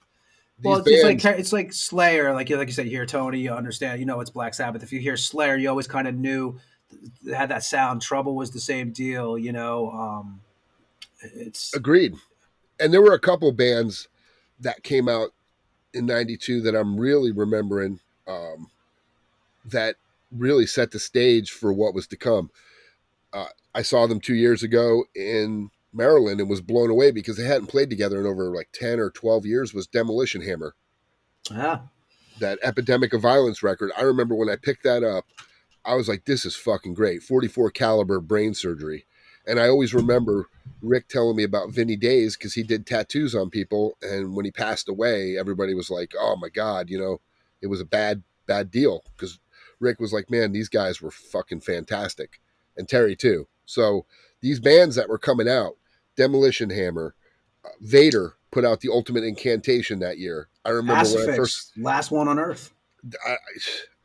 Again, my favorite singer in Pestilence. Martin Van. Yeah, fuck that other jobber. Sorry, not sorry. I'm not cutting that out either. This is the Angry Ed's portion of the show. This is our. You know why? There may be one day I bring up that story. There may be, but exactly. Yeah, but plus, I mean, let's just be realistic. The first two Pestilence records were fucking great. Yep. I mean, Consuming Impulse. I played that record so many times. I always wanted to do Out of Body. Always wanted to do because that just the way that song started and how it went. I always went. I want to do a cover of this. Of course, we don't really do death metal covers, but as a youngling, I was like, I would really like to do a cover of. There were a couple bands that I wanted to do covers of. Some we did live, some we didn't. Band I did do a cover of with my guys, Carcass, Tools of the Trade came out. And I remember that was that before or after Necrotism? It was either leading into Necrotism or right after. I cannot remember. You did covers with Diabolic too, didn't you? Yes, we did 5 covers. Yeah. But I mean, I'm talking about we played live because Destined to Ruin did a Carcass cover. We did was it Buried Dreams? I think it was off because everybody hated Heartwork. I don't know why, because they weren't. I guess because they changed from Necrotism or Symphonies of Sickness to Heartwork. I remember when I first heard that record. Believe it or not, Mike Bearden said, "Everybody hates this record, but I think you're going to like it." That's what he told me. He goes, "You seem to have an open mind. I think you're going to like it." And I remember he played the first 2 songs, and I was like, "Yeah, no, this is fucking awesome. Bring it up, because I'm taking this motherfucker home." And it was great, man. It was a great fucking. I mean, if you like Carcass, and even Swan Song was a great. Yeah, I think it was great. But with nobody both. liked it because they went rock, which I'm like, how does that even work? Rock to me is like Scorpions. That's rock. No way. But people were pissed off though. I still hear people bitch. I like those records, but I still hear people talk shit about those. Yeah, but when they came back with Surgical Steel, they kind of redeemed themselves, I guess, to some people. It was I thought it was a killer record. We saw them like 4 times. We saw them on the boat, record. man, and they were on Orlando. Man, they were great on that record. Yeah, but Sodom put out Tapping the Vein in '92 also, which I mean, you saw Sodom. I saw Sodom last year. You saw them this year recently. They played on the cruise, and they played. I missed them because they played Wednesday night, which was so weird. Why? I didn't know that the festival was 5 days. Maryland. I didn't know that either. They played. I thought it was 3 only. No, they played Wednesday, and then they had a pre-party Thursday, and we played Friday, and then Saturday and Sunday. Yeah, it was weird, but yeah, definitely.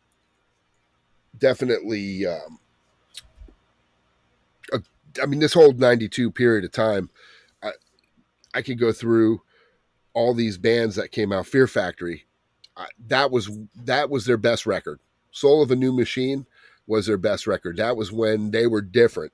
Like nobody had heard that type of. You know what I mean? That's another band I've never heard. I've heard them when we saw them, but I've never actually sat down and listened. I saw them. God, I want to say I saw them with Megadeth years. Yeah, they played. It was Korn. Believe it or not, it was Korn. Here we go. Fear Factory. Korn. It was Korn because we met them outside. I remember Jason Avery was like, "Oh, dude, there's the fucking dudes from Korn." What year was this that you did this? This would have been '92. This was when Korn's their debut record came out. So it was Korn, Fear Factory. Or no, it had to be later. It probably was 94, 95. Yeah, it was probably 95. 94, 95. Because it was Korn, Fear Factory, Flotsam and Jetsam, and Megadeth. That was the tour. And it was badass. I mean, because Korn ripped it up, and then fucking Fear Factory came out, and they were different. And then Flotsam and Jetsam was completely different because they were thrash. And then Megadeth came out and crushed it. I want to say that was the Rust in Peace tour, the beginning of it. So yeah, it was. I think during those days I went through that. You know how you go through like because I'm a couple years younger than you, and I remember those early '90s. I got you go through those couple years where you only listen to there was a period where I was like, I'd only listen to this. It was like how to be like the most nasty shit there was. Because that's how I missed out on the bands like those, some of those bands in the '90s, like the Fear Factory and stuff. Now, when I saw Fear Factory, I had never heard their albums, and they were, to be honest, I didn't like the live show. I thought it was really bad. So that was the impression I got left in my mind of it, If you would have saw him at Janice Landing, because actually this was definitely not the Rust in Peace era, because this was Rust in Peace era was Clash of the Titans. Correct. So this would have been what was after. This might have been Risk era. Because if you look at what was after Countdown.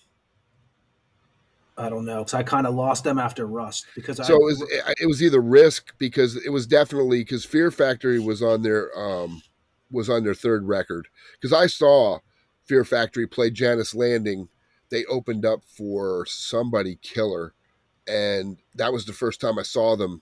And I remember Burton had to be hooked up to the keyboard for his vocals, because I would see the guy do it, and he would have when he would do the clean vocals, he had the robotic kind of behind it, like it did on that record. So I was like, oh wow, he's pulling that shit off. Well, fast forward to the cruise, and And listen, that was the second time I saw them on a cruise, and it was kind of rough. I mean, I really like. I've always been a fan of Fear Factory. I don't care if anybody likes it or not. I thought some of the stuff they like did. What you like, man. Well, because on the records when he sings, it sounds killer. When I seen him live, I was like, dude, how do you do that on a record? You know, and then I realized the studio magic. I started to see how they do things, and I'm like, oh, okay.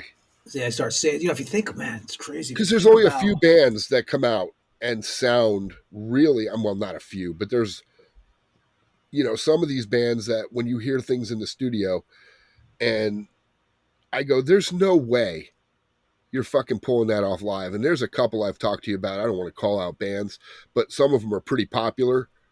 And I play it for my son, and I'm like, listen to this.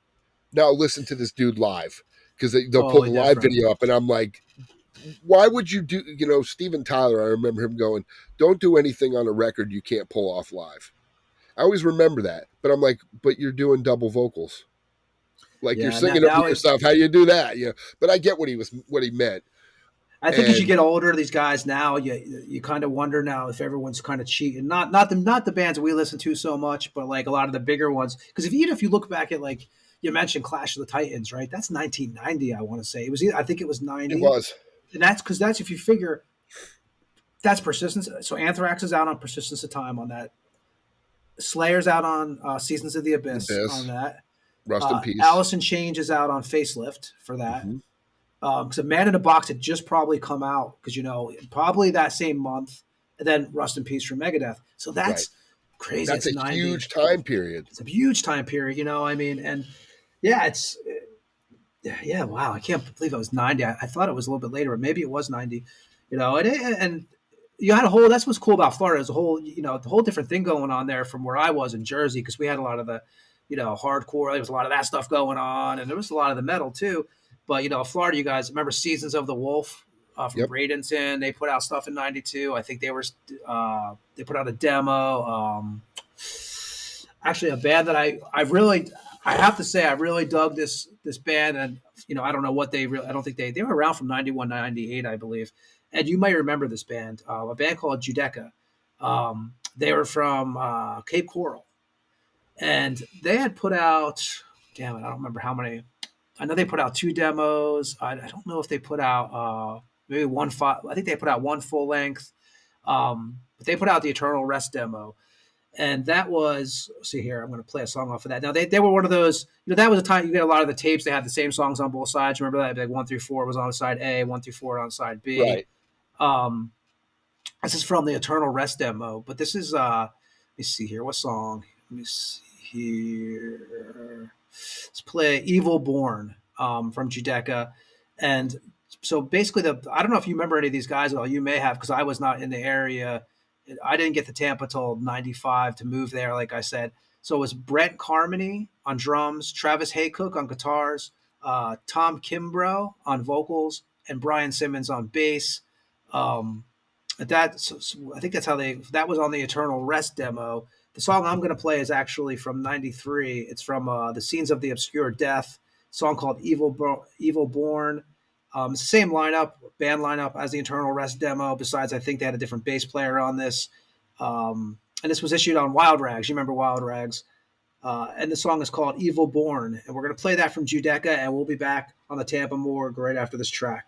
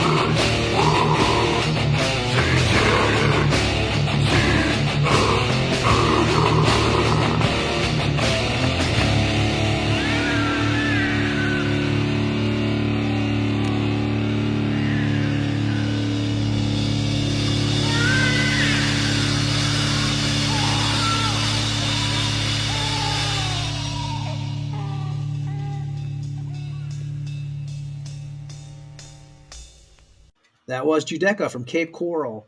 And the song Evil Born off of the demo Scenes of an Obscure Death from 93. It was recorded in Port Charlotte.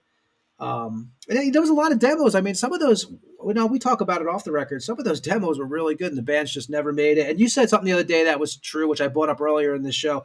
There wasn't so much exposure, right? It wasn't like you didn't have like now where you could upload your whole album in an hour and have it on Spotify and shit. It was totally different. I mean, and you got to Tampa what year again, was it? 80 Halloween of 85. Yeah, so it was total cassettes, right? Everything was tapes. Yeah, I didn't. That's all we had, or records, but you couldn't play your records, So yeah, I mostly had tapes. Yes, I mean that's the same thing. Tapes. We had 8 tracks. My uncle had, but that was outdated by then. But Florida had some. You had like Irrelevant from Winter. What was it? Winter Springs, Florida. They put out a demo in '92. Crush the Messiah. But then we were talking about this band yesterday too, and I couldn't remember the name of it, and I think you reminded me of it. Impure from 1992 from Fort Lauderdale. That's Robin again, on bass from not from Hideous, Jesus. I always get those names mixed up there. Gruesome, Judecca, Castrator, right? She's also in now. Gus Rios, also Gruesome on drums. Hector Rios on guitar. Audra Williams on vocals. And do you remember Impure? Yeah. Oh, yeah. That I couldn't remember the name when we were trying to figure out what the band her and Neither Gus could played I, in. yeah. We were going through all kinds of shit to try to remember. Yeah, that was 92 too. That was the Impure demo they put out. Band that you were talking about again the other day, Havoc Mass, which we actually played them, I think, like 2 episodes ago or 3 episodes. Yeah. They put out a demo in 92 of Unknown Origin. They recorded that at Morris Sound. It was produced by Rick Miller. But that had the Wallace brothers on there, Andy and Ray. Curtis Beeson played drums actually on that. The Unknown Origin and Sonny Selko on guitars. Disincarnate 92, another band that we talked about recently too. Soul Erosion demo. James Murphy, Brian Segan. Segan, obviously we talked about him. He played also with Strict 9 in Tampa. Tobias Pike and Alex Marquez, who was on he was very busy in 92, Very. And that's 92. Bloodlet, you remember that? That was more of a hardcore thing from 92. Did you ever see Bloodlet play? Maybe. Name sounds familiar on flyers. I if I heard it, I probably could tell you, but not 100% familiar. There were a lot of bands that played back in the day, and if they weren't in the little circle, in Tampa, I don't, maybe. Yeah, because you had even like you said, you had Jacksonville, you had Inferno from Jacksonville. They were another one. They put out a demo in 92, the Psychotic demo, and then Abysmal from Miami, which we talked about them. They had, God, I forget what was the damn name of that. 92, they put out a demo too. I just can't remember the damn name of it. I can't remember the name of it, so I'm not going to remember it now, but they were a Miami band. They were like a death thrash band. What else came out? 92. Napalm Death, Utopia Banished. Napalm Death, yes. Which they were in stride because that was, I think, right before that was Harmony Corruption, which is kind of like what reinvented them. Because coming off the Scum, people expected that fucking 40-second songs. Remember, they just put out 40. I think the songs were like 30 or 40 seconds. And that was with, Shane Embry was probably the only, no, I guess the drummer too. Mick Harris was original from the Scum days. It was Mick Harris and Shane Embry. But Lee Dorian wound up going to Cathedral, and then that's where they got Barney. And Mitch Harris joined, and of course Jesse Pintado, and you had Harmony Corruption, but the one that came out in 92 was Utopia Banished, and that record was, I remember I was like, holy shit, because it was different. Napalm Death was a different sound altogether. And you mentioned Jesse. You notice the trend of like all of these bands we mentioned, a lot of guys are gone now. Yes. Yeah, it's sad, man, because Jesse, I think he'd be turning over about what's going on with Terrorizer right now. That's my opinion. That's another story. But if you look at you mentioned Obituary, the End Complete, you had Frank on that. Frank's gone now. Alan West was gone. I mean, Well, he's Al not West dead, is not- yeah. but he's hasn't doing any music, and I couldn't tell you how long. Do you think we'll see Alan West again? I mean, I don't think so. I don't think but- so either. I don't know what he's doing. Unfortunately, because he did, he went from Obituary, then he started with Chris Barnes, 6 Feet Under, and then, he did a couple bands. I think he did. What was the local band there? Was it with Ben Meyer? Oh, for some reason I have Gardy Lou in my head, but that's not the band I'm thinking of. Man, the last time I saw Gardy Lou was actually in Sarasota. That was probably the last time I saw them. Then again, Richard, you talk about, it's just so many guys have passed away from all these records and all this, especially, you start getting the 92 and it's kind of, you kind of expect it in a way. As much as it sucks, you kind of expect it. It's just crazy. You think of all these, I mean, I know there's going to be records that were missing because people are going to be like, how the fuck did you forget this? Or how did you forget that? But it's just so much, so many releases, especially between 91 and 92. At that time, you got to remember, there were so many genres starting to pop up too. Because, for me, I've always been a big fan of Testament, and that year The Ritual came out. The Ritual. So, what did you think of The Ritual when you first heard it? It was different because it took a step away from the New Order and that style of what they were writing.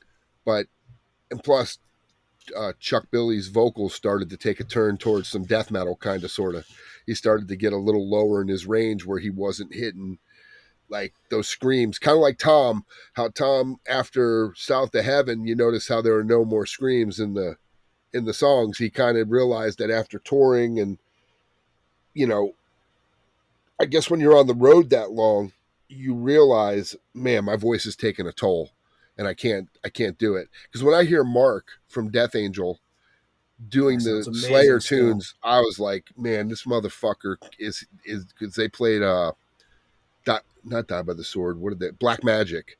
And in the middle where Tom does that scream, he fucking hits it. And I was just like, oh my God. Mark's an amazing singer, I mean. He is. He's just a great frontman. Just reading what Kerry says about him, just fucking. I think once those guys get together, you see it all the time. He wasn't my first choice, and I didn't want Death Angel Mark and blah, blah, blah. It's I had heard that he had made a comment, and I think I mentioned it on this show maybe. I was watching some interview with Kerry. And he said the reason he was holding out was because he was afraid that someone maybe Rob Halford or whatever, King Diamond might pop up and be like, hey, I'll do it. So, but I think Mark's a great choice. Death Angel, I tell you, I've never seen Death Angel bad. They've always been killer. One of the guests we have coming on put an album in 92. We got Chris coming on from Autopsy, and they put Acts of the Unspeakable out in 92 on Peaceville Records. I almost forgot about that. I forgot. That was a great record. Oh my goodness. That was a great record. I totally almost forgot about that one. I mean, like I said, there's going to be people. I remember the band. I remember the band now that we were thinking of. It was Lowbrow. Lowbrow. I saw them at the Mug. Yeah. It was Alan West. Lowbrow. Yeah. I could not. It just hit me. I was like, oh my goodness, Lowbrow. That's a long time ago right there. Yes. I hadn't seen them. These bands that, you forget existed because there are so many and it's been so long. Yeah. I mean, even Incantation, Onward to Golgotha, that was that was their start. I mean, they had a couple demos, but that was because New Jersey. Revenant, obviously he was in Revenant. It's crazy, man.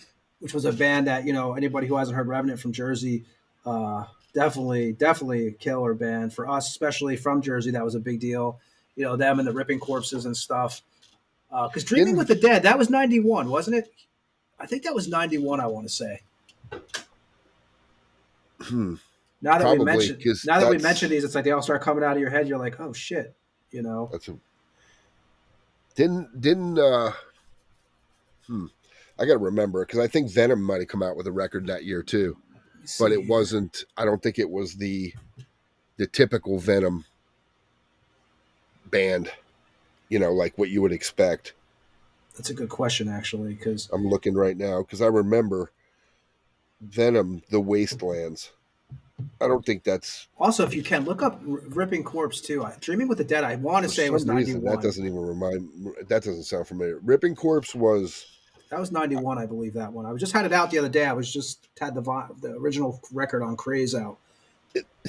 God, and you still have. I think you said you have that on the long box set, right? Yeah, I have it. Actually, I would show it to you right now, but it's in the other room. I just I have the because I used to keep the boxes to make posters out of them. You know, like if you remember, like Legion and all them came out on long box. I just saw someone else put out their record on long box again as like a nostalgia 91, thing. 91. Okay, I thought so.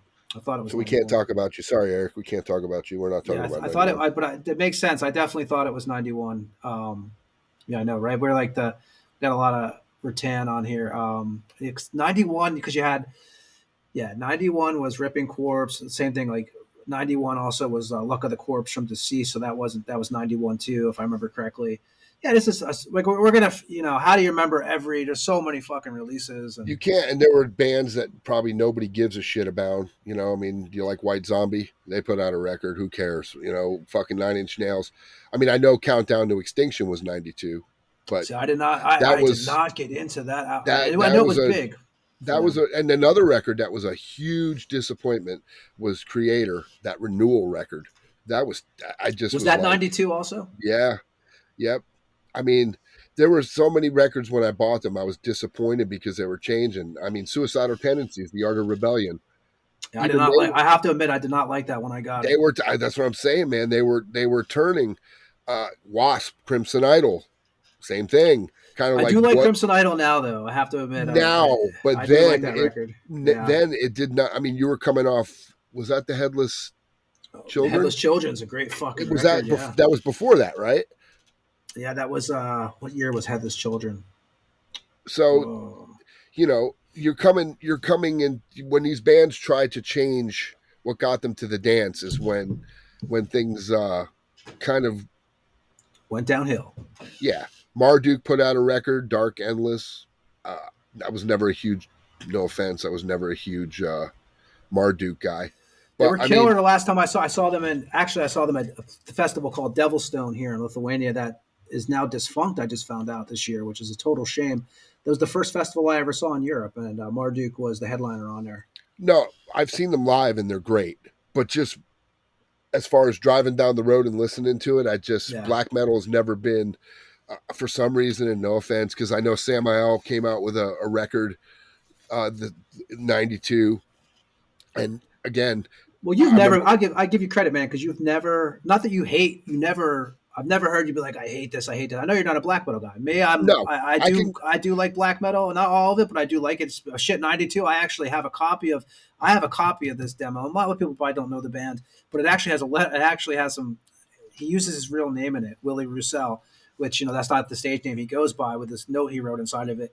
But Mutilation, Rise Through the Twilight of Hell came out in 92. I still have a copy of the tape. I'm afraid to play it because I'm afraid it'll just snap now. It's so old.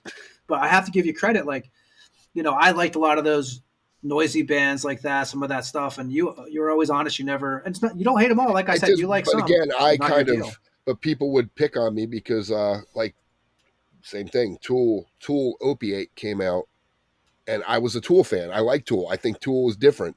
But then again, the problem with Tool I had is they fucking bored me. Like it got so long. Now they weren't bad. I'm saying they were awful. They were monotonous. Yeah, that was the problem. But the bass player, I always dug his sound, and as a musician, first, people, again, they confused me as being some fucking singer.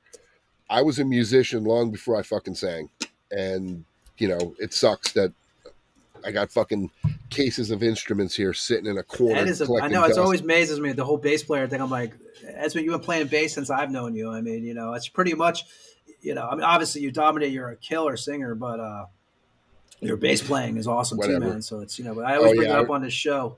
I remember when I bought this record, I was very, very disappointed. But Iron Maiden, Fear of the Dark. That was not a good record. I was not very happy when that record came out. I was like, man, this is because you're expecting fucking Power Slave. You're expecting even Somewhere in Time was like, okay, this is okay. You know what I mean? But man, Fear of the Dark, I was like, So I was a fan of I also was a fan of. Were you a fan of the Killers? I liked the originals. I liked all that stuff from them. Because totally again, different band. It changing, felt like in some talking ways. about bands changing. That was when Kiss, Revenge, right? Yeah. Kiss is weird with Kiss because I always defend. I know a lot of people listen to the show are probably like fuck Kiss or whatever. But if you notice something, a lot of us at this age, no matter whether you listen to them now or not, our gateway drug was a lot of the. Come on, Unholy. Yeah. Dun, dun, dun, well, that's like what was it? War Machine is written by Bryan Adams. People don't even realize that, but he actually wrote that song. Yeah, he actually. Yeah, but I remember listening to that record, and there was a couple tunes. Domino was on that record, and I was like, dude, what the fuck are you singing about, bro? But yeah. those are, again, bands taking a course that I don't know, it's crazy. It's actually another band I want to mention. This will be the last thing we play because Ed's gonna smash the thing tonight. But Ed, you know this guy. You've played on tour with him. You're friends with him. He's a great guy. From whatever the experiences I've had with him, which are not as many as you had, Kenny Andrews, Azrael, out of Orlando in '92. They put out the Television Slave demo. Do you remember that at all? I don't. So that was so Kenny Andrews, who's obviously with Obituary now. He was in a band called Azrael out of Orlando. In '92, they put out the Television Slave demo. We're going to play Jesus Freak is the name of the song. It was recorded at Signature Sound. But Kenny, I have to say, man, I really got to know Kenny, really got to know him a little bit on the cruise when I went with you on I don't know what year that was now, but hell of a player, man. What do you have? I know you've dealt with him more than I have. So we did the DTA tour. I was on the bus with him for 6 weeks. Yeah, he's like a really fun guy. Like he just seems like he's having great energy. He is. Yes, he's comical. He lives life to the fullest. He doesn't take shit seriously. He was. Oh God, what the fuck is her name? How am I going to Trivium? Yes, fucking Trivium. God damn it. He was Trivium's. Him and Mikey, because Mikey Mazzanetto, the drummer from Massacre, was the drummer's drum tech, and he was the guitar tech for Matt and other dude. I remember that. Yeah, I totally. I do know that Kenny did that. And Kenny's. He shreds. He has, like you said, he has a really great personality. The guy could play. He fits into. It's weird when you think of Obituary. When Frank left, it was kind of weird at first when certain guys leave. But there's the guys they've had fill the spots have worked out, man, and they just seem like part of the. When you watch the videos, the cartoon, the comic Obituary videos, he definitely is the funny. Like between him and Terry, it's definitely funny. So I definitely dig hanging with Kenny on the tour. Plus, he's definitely a workout freak. Yeah, so we're going to play Azrael from Orlando. This is 1992. The demo is called Television Slave. This is a killer song. It's total thrash band. Jesus Freak is the name of the track. It was recorded at Signature Sound. We're going to play this. We're going to come basically talk for a few more minutes and get out of here. It's already been 2 hours. We've already overlapped our time for the month. We'll be getting billed extra for this for everybody, so you're welcome. But this is Azrael with the song called Jesus Freak off the Television Slave 1992 demo. Brian Christopher on vocals, Matt Riley on bass, Bob Kelble on guitar. Sorry if I'm fucking up your names. Kenny Andrews on guitar, also from Obituary, and Steve Zettner on drums. And this is Jesus Freak from Azrael.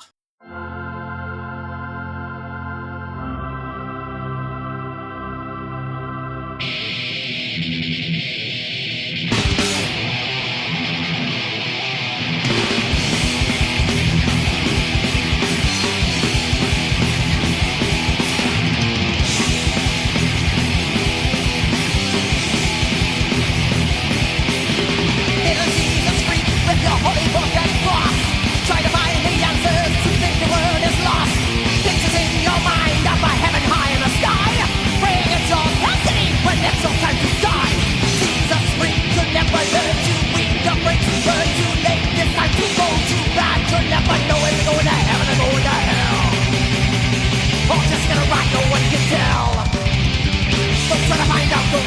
see. Just stay alive and let it be. Jesus!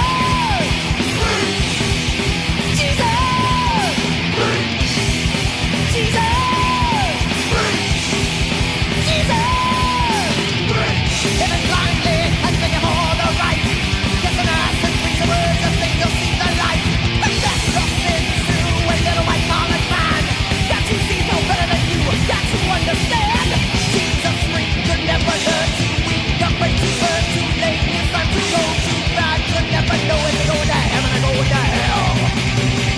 Or just gonna ride, no one can tell. Don't try to find out, don't try to see. Just sit alive and let it be. Every day, goes by the rules and having fun. When you die kneeling in the temple praying on the holy sun, you got your secrets hidden and locked away. But they'll all come out when it's your judgment day. Never dismay your bend, I'll be too. Brainwash minds in your living room. Send me your money, and I'll see you next week. You worthless piece of shit, you're a fucking Jesus freak.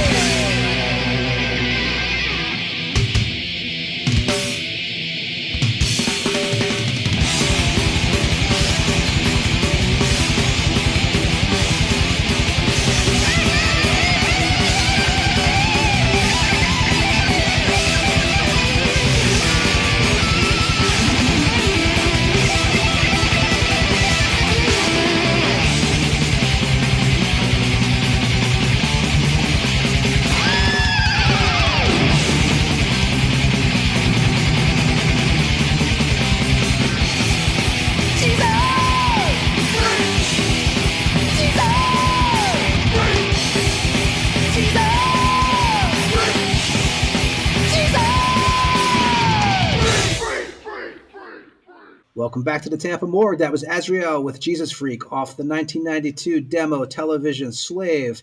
And yeah, so like I said, man, it's so hard when you do like these year shows, 92 or 87 we do, it's just so many releases and you're going to forget some. And even when the show ends, we're going to go back later and be like, oh shit, I should have remembered this. It was kind of funny last night. I started thinking about it. I started like looking at some stuff. I said, man, like, it doesn't seem, it's weird. It doesn't seem that long ago, but it does seem like it was a bit ago now, right? Like if you think about it, like 1992 does seem like it was a while away. Well, when you look at the list of records that were put out and I look at them and go, oh my God, like I can't believe I remember when that came out. Yeah, it's definitely not it's been a long time, especially some of them. I mean, when you said body count, I laughed. I was like, man, I remember when that came out because man, that was a controversial thing. Remember that? Man, Cop Killer, that was brutal. Yeah, definitely. So if you remember, they pulled that shit off the show. I think I'm sure you can get them on eBay for like way too much money now, but they pulled that song off, right? I think they pulled that song off of the record. I think it came out for because I remember there was actually a place called, I want to say it was Record Exchange in St. Petersburg. The guy's probably still there, actually. It's off by Pasadena Ave, whoever lives in that area. He had a copy of Cop Killer in long box. And it was like, I don't know, maybe $150 they wanted for it or something like that. Here. Yeah, because they pulled the song off of it eventually because, obviously that was a really big deal. Ice-T, though, which eventually we're going to have to talk about the Sun and Steel Festival that he was at because, I actually got to meet Ice-T when they played with Body Count there. Would you remember that, Ed? Mm-hmm. They played at the Sun and Steel in Pinellas Park, and Ice-T was actually a nice guy. There was a bunch of, like we said, there was a shitload of bands. We'll do a whole separate episode on that one day since, sometimes we do these episodes between guests. But I remember it was like, what? That was M.O.D., Hate Eternal. Who else was on that freaking show? The Deicide played. Anal Blast played. There was a lot of bands because I remember we went through the list and we're like, holy shit. Yeah, we were talking about it ourselves. I'm like, man, I Conquest played, I think. And there was a bunch of bands, and we'll talk about that. Was a whole nother. That was a festival they did in Pinellas, which was a weird festival. It was done in the Expo Center. And I don't remember, the attendance was okay, but that was done by, Jack Koshik, who's has a history in the festivals, and that was a whole big ordeal. But yeah, I was God. I don't remember what year that was. I need to double check what year that even was. But like I said, man, we Ed, we covered a lot of shit tonight. We did. Whoever hung out this long, we do appreciate it. We don't know anything, by the way. We're just a bunch of jobbers talking we may be shit. off a year or two, but we kind of, most of the 92 stuff, it was a big year for records, especially for this kind of music or the extreme music in general. It was a different time in life. I mean, you couldn't just go download everything. There was no Spotify. There was none of this shit. You had to go buy the records, go to the record stores, look at the covers, buy the magazines, read the ads. I mean, myself, I remember I would always go and see, like, where they had those classifieds. You'd be like, "Hi, my name is whatever from this state or this country, and I listen to this, and willing to trade for this. And it was like the list of bands and stuff. And that's where you would find out most of your acts or get your demos, or you would go to record stores and the demos would be for sale. You would go to actually a place like Camelot Music, or what else was there? Sam Goody, whatever it was back then. And you would actually see the national releases, but you'd also see, which I don't think they would ever do now. Maybe they would. You would see like a little plastic container with cassette tapes from local bands that were, if you like whatever, if you like Death or if you like this Slayer or whatever, then this band they recommend. And there would be demos from local bands in the area for like $3 to $5. It was a good time period. You didn't appreciate it back then, really, but it was a damn good time period. Yeah, I agree. And unfortunately, there are so many bands that came out. I mean, I just pulled up another list and I'm like, holy shit, how did I miss these? And it would be another hour trying to go through some of this shit. Is there anything that's going to make us look really stupid for not saying? Because I'm sure we forgot No, some but just stuff, stuff that people would have followed, like Atrocity. Totally forgot about that, yeah. King's X, if you're into that kind of stuff. L7, remember the Chick band? Oh, yeah. The Chick from Splatter Rock. I mean, we should have remembered Splatter Rock because that was actually a pretty good we talked record. about Blaine Cook tonight on the show, too, coming Grunt on. Truck, which was the dudes from... Yeah. That's when things started to change a little bit. Yeah, well, that was when that's grunge.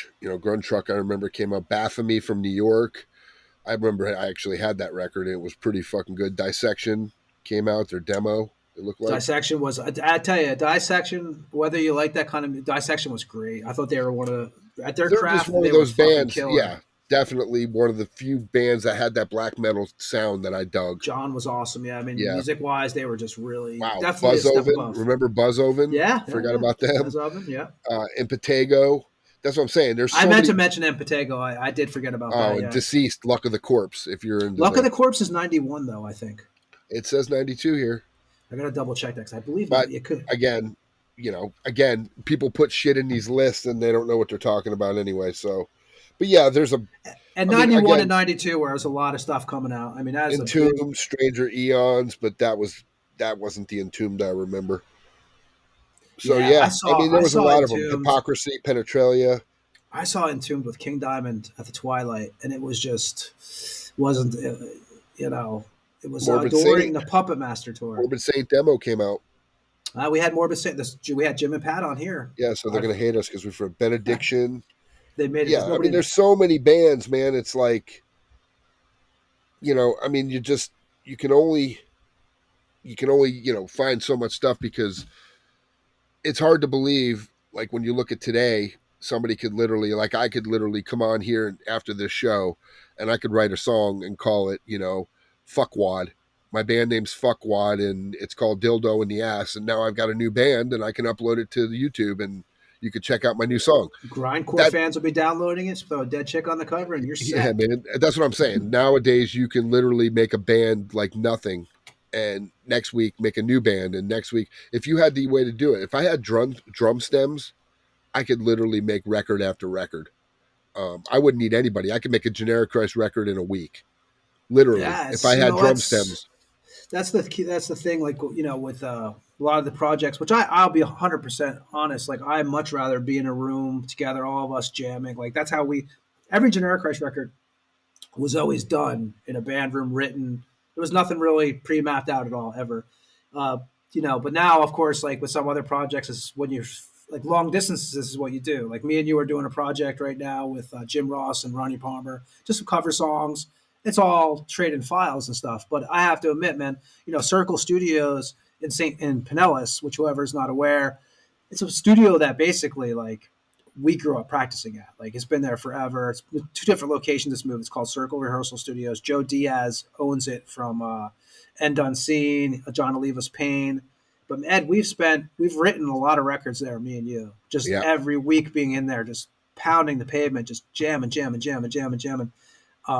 one of the things I miss the most. And me and you have some stuff in the works. We were just talking about that because Bryce likes the newest Generic Christ record, which is how many years old now?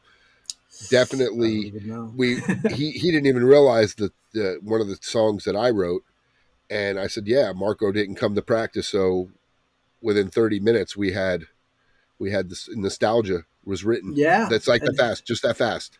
And the song Disturbance on 75th Street is actually it's basically the name. The song has nothing to do with the actual rehearsal studio, but that is where the name is from, because the studio was, I think I was fucking around with something and the studio was on 75th Street in Pinellas, which is still there.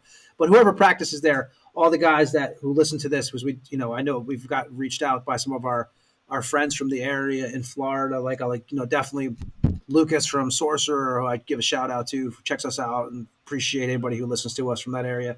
But all you guys know Circle Studios. Circle Studios has been, I know, we actually played in the same room as Morbid Angel for a while, because Morbid Angel was doing their, remember it was the Morbid Angel room? Yeah, they were practicing for their tour there. They were practicing their tour, so it was all set up with all Morbid Angel stuff. That's the room we were using a lot. Blue Oyster Cult rehearsed there when they were doing festival. Who else? Possessed rehearsed there. A lot of bands. Yeah, I mean, it's a place where you go and there's like, what is there? 1, 2, let me see here. 1, 5 2, rooms. 3, 5 rooms. I mean, it's, on a Friday night, which I got to say, Ed, I fucking miss this. You would go there on a Friday or Saturday, man. You go take a piss and you would run into like 5 people covered in posters, covered in decor, lots of Generic Christ posters. Room 2 or 5. You had to get room 2 or 5. Yeah. It's because 5 was the room before, 5 was the room you could get away with like getting high and smoking pot in and like slipping out the back. And 2 just sounded really good. They were the best sounding rooms to me. The front rooms, Ed was not a pot smoker.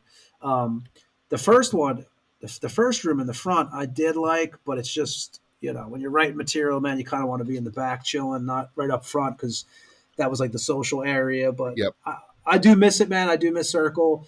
The last time I was in there, it was kind of cool because above on the ceiling, there's a big John Oliva Payne banner from when Joe was touring with JOP. I remember going in there, and you would see I remember going in and John Oliva sitting in the office with Joe just hanging out and Jerry Outlaw, and it was like, this was normal, very normal for us. It was very like you would see this all the time. Take it for granted, because now, man, I'm looking forward to hopefully, me and Ed have some stuff we're trying to work on for later in the year, basically. With some bands, we might be doing some shows in the Orlando and Tampa area. Nothing's official yet. We're trying to figure some shit out. But the one thing I look forward to, man, is going over to Circle Studios and jamming. I don't look forward to paying the prices, because everything has went up. Because I remember when Circle Studios was nice and cheap. Now the prices are up. But I do miss going there, man. I don't know if nothing's ever the same as they say, but it was always a cool place. I know for me and Ed, we made a lot of music there. Ed, you jammed there. So not that DTR got back together, but didn't you do a jam there with those guys last couple of years ago? Like just I thought so. Tried, but I thought so. I thought I saw. Yeah, I do remember that. But man, yeah. So everybody, like I said, we've been getting a lot of messages from people who listen. And I don't even we really appreciate it. We're just getting this thing going. It's going to be tonight's episode 47, and we got a bunch of episodes coming up, a bunch of good guests. We're just trying to, it's hard because when we do the show, we got me and Ed's schedule. We got to try to figure out, I got 2 little ones. Ed's got a business and a bunch of shit going on at his side and his bands. Then we got to get the guest, and we got to getting the guest is not the problem. It's just figuring out, a lot of times right now with the situation we're in, we're all different time zones. We had Lee Payne on. He's over in the UK. I'm in Lithuania, and Ed's over in Tampa. It's it's like a circle. It's like a bunch of, you got to figure out who can come on when. Everyone's been really cool so far. And yeah, so I know, all we can say is thank you. I mean, pretty much for checking us out. We did this out of just wanting to do it for the hell of it. And now we're going on fucking episode 50, Getting close. Who would have thought? Yeah, now we're starting to have that list of like people we wanted on the show, and that list is getting checked off. And it's like a lot of the guys have been on here, and we appreciate everybody who does come on, everybody who listens and edit. And is there anything else, man?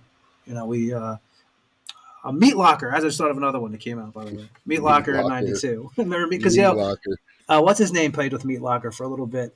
Pat from Hellwitch. If you remember, we talked to him about that. He was doing live shows with them. But yeah, anything that you could think of. I know whoever stuck around this long. First of all, we always appreciate it. Not that I can. Merchandise, right? We've been talking about maybe some merchandise. Yeah, I think if we got some shirts, and I'm still waiting on a banner, but that's how that works. We'll see. I had it filled out, but we were waiting for this live feed from Maryland Death Fest, and I just never fucking happened. There it is. With that, you can find us on Spotify, Apple Music, YouTube, the Tampa Morgue at gmail.com.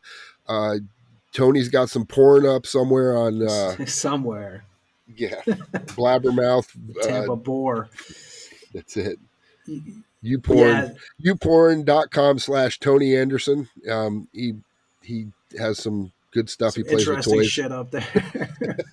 And we are talking about shirts and stickers and stuff. So if anybody's interested, we are thinking about. We're just trying to figure out the best way to do it. I like our logo. I think our logo kicks ass. We had IPOT do that from 5 milligrams. I think the logo will look good on a shirt, or obviously we have some banners, but that's just me and Ed. So if we could obviously remake those, but the banners are not cheap. They're not. They're 5x5. They're pretty big. The problem we have is having merch for you and having merch for me to be able to ship out, because for you to ship stuff to America is stupid. For me to ship shit to Europe was stupid. So we would have to, it has to coordinate almost to where, like when you're here, you be able to take merch back with you. We have it made here because it's obviously going to be cheaper. And then you take it back with you for Europe. And then, probably October when I come there, we could probably split up some shit, get some merch made. It's probably the most practical. We'll do some shows. If we do some shows, we'll have some of that shit at the shows. That's probably the best way to do it. I think at least, I think it's probably like for me and you, we can kind of, because, when you're on tour, man, I just want you to tap some stickers so you can pass them out and not have to fucking worry about like you said, shipping's ridiculous. When I ship anything from here, that's another thing too. People have been asking. I want to start putting. Ed knows I have a bunch of like crazy ass stuff I've collected through the years of playing in bands, like just ridiculous music memorabilia. I need to post some of that stuff onto the what is it called? The Instagram page, because our Facebook's been getting anybody who's for some reason our Facebook. Some people have been coming there. I don't know. It's not tons, but there's been a lot more. Because I keep saying it's dead, and people are like, "No, we're going to prove you wrong, fuckface." Getting a lot of traffic through there, so that's cool too. Yeah, it's killer, and eventually, I'm been looking into maybe doing an actual website for us. This way, awesome. We could sell stuff from our own website. We don't have to deal with a bunch of shenanigans and all that stuff, because we pay for this show. This show is not. We have our own. We have our own. Like I have a collection of shirts that nobody could ever buy. Tour, Massacre tour shirts. You should sell those, dude. Maybe not the one personal to you, but there's. But I have a bunch of ones that are maybe nobody wants them, but because they're from other countries. But if you're a collector, we have designs that you'll never ever see again. You won't. It's just the way it is. I know you have some because I've given you some. Yeah, even that Corpse Grinder had the hoodie. I don't know if that's never going to be made again. That's a killer. That's some great artwork, man. I have in my closet back at home in Florida. So it's it's funny when I see my kids wearing my friggin' one of a kind hoodies around the house, getting ketchup on it and shit. I'm like, what the fuck are you doing? Yeah, it's just you're not wearing it. That's all I get. You're not wearing it. Yeah, for a reason, because it's like rare. But yeah, I mean, who knows that, it makes it, and again, it makes it easier for us to get rid of, And that's whatever. when you croak, dude, just wait, because that's why I always tell my wife, I said, when something happens, there's going to be a flea market outside, or where all my records are going to be on yard tables sale for $1. Fucking penny. My kids I got will be this. I got like Rain and Blood signed, a 12-inch by the. Actually, I should post that. It's one of my favorite. When I met Slayer, it was like, Jeff, everybody, man, that'll be up there for like $1. She'll put that up there. Exactly. Like I have a bunch of old G.G. Allen shit that's like really crazy stuff. She was like, "Why would you want that? Why don't you just get rid of it?" I'm like, "Yeah, but what do you sell it? Like, how do you know what what it's worth? But Right. what are you going to get for it? That's the problem." And but yeah, I'm going to put some photos up there. And Ed's got a bunch of shit too. Ed's got a bunch of CDs, and I'm telling you, those CDs you should flip, man, because it's like my records. We ain't going to be here forever. I will tell you that anything I have is original, like from the 90s. Like I have nothing. I haven't bought CDs in a long, long time, and it's not because I'm an asshole. It's just because I generally don't have a CD player in my truck. So, and I got tired of them getting beat up and scratched, and I never wanted to take my original, like when I say original pressing, I'm talking about like all the death metal that I have is from Ace's records and stuff like that. Like stuff you can't, there'll be re-releases, but you'll never find the original unless somebody's selling it. I mean, some of these things go for $70, $80 on eBay.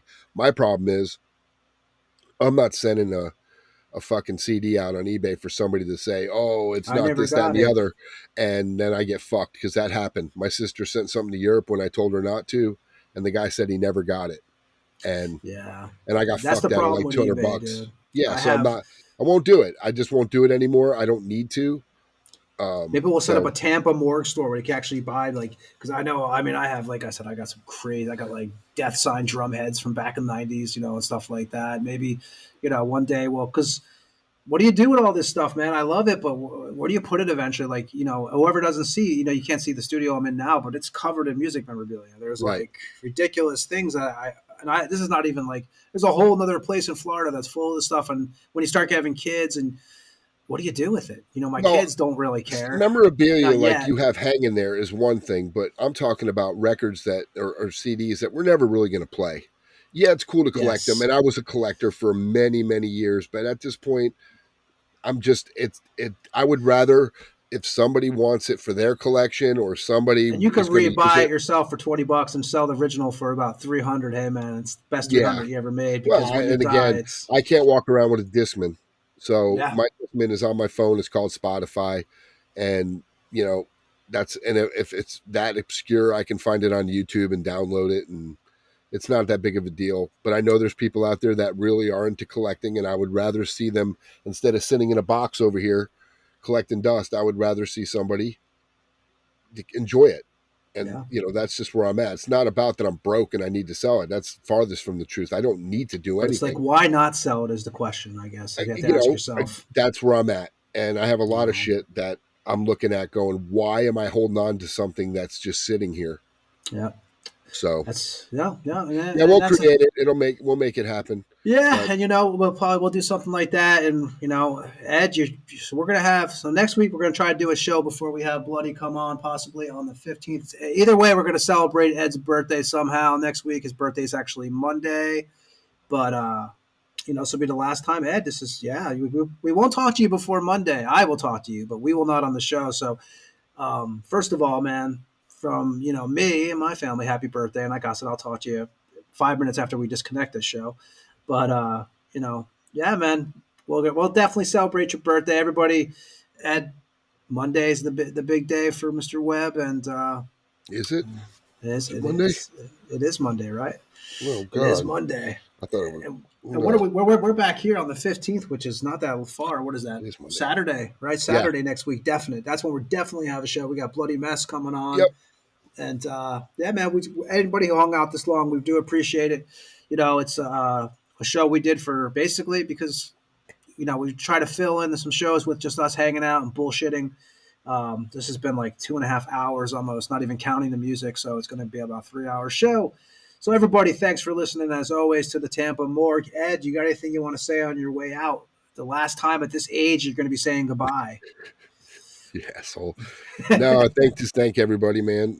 Thank you for the messages that you send with the questions.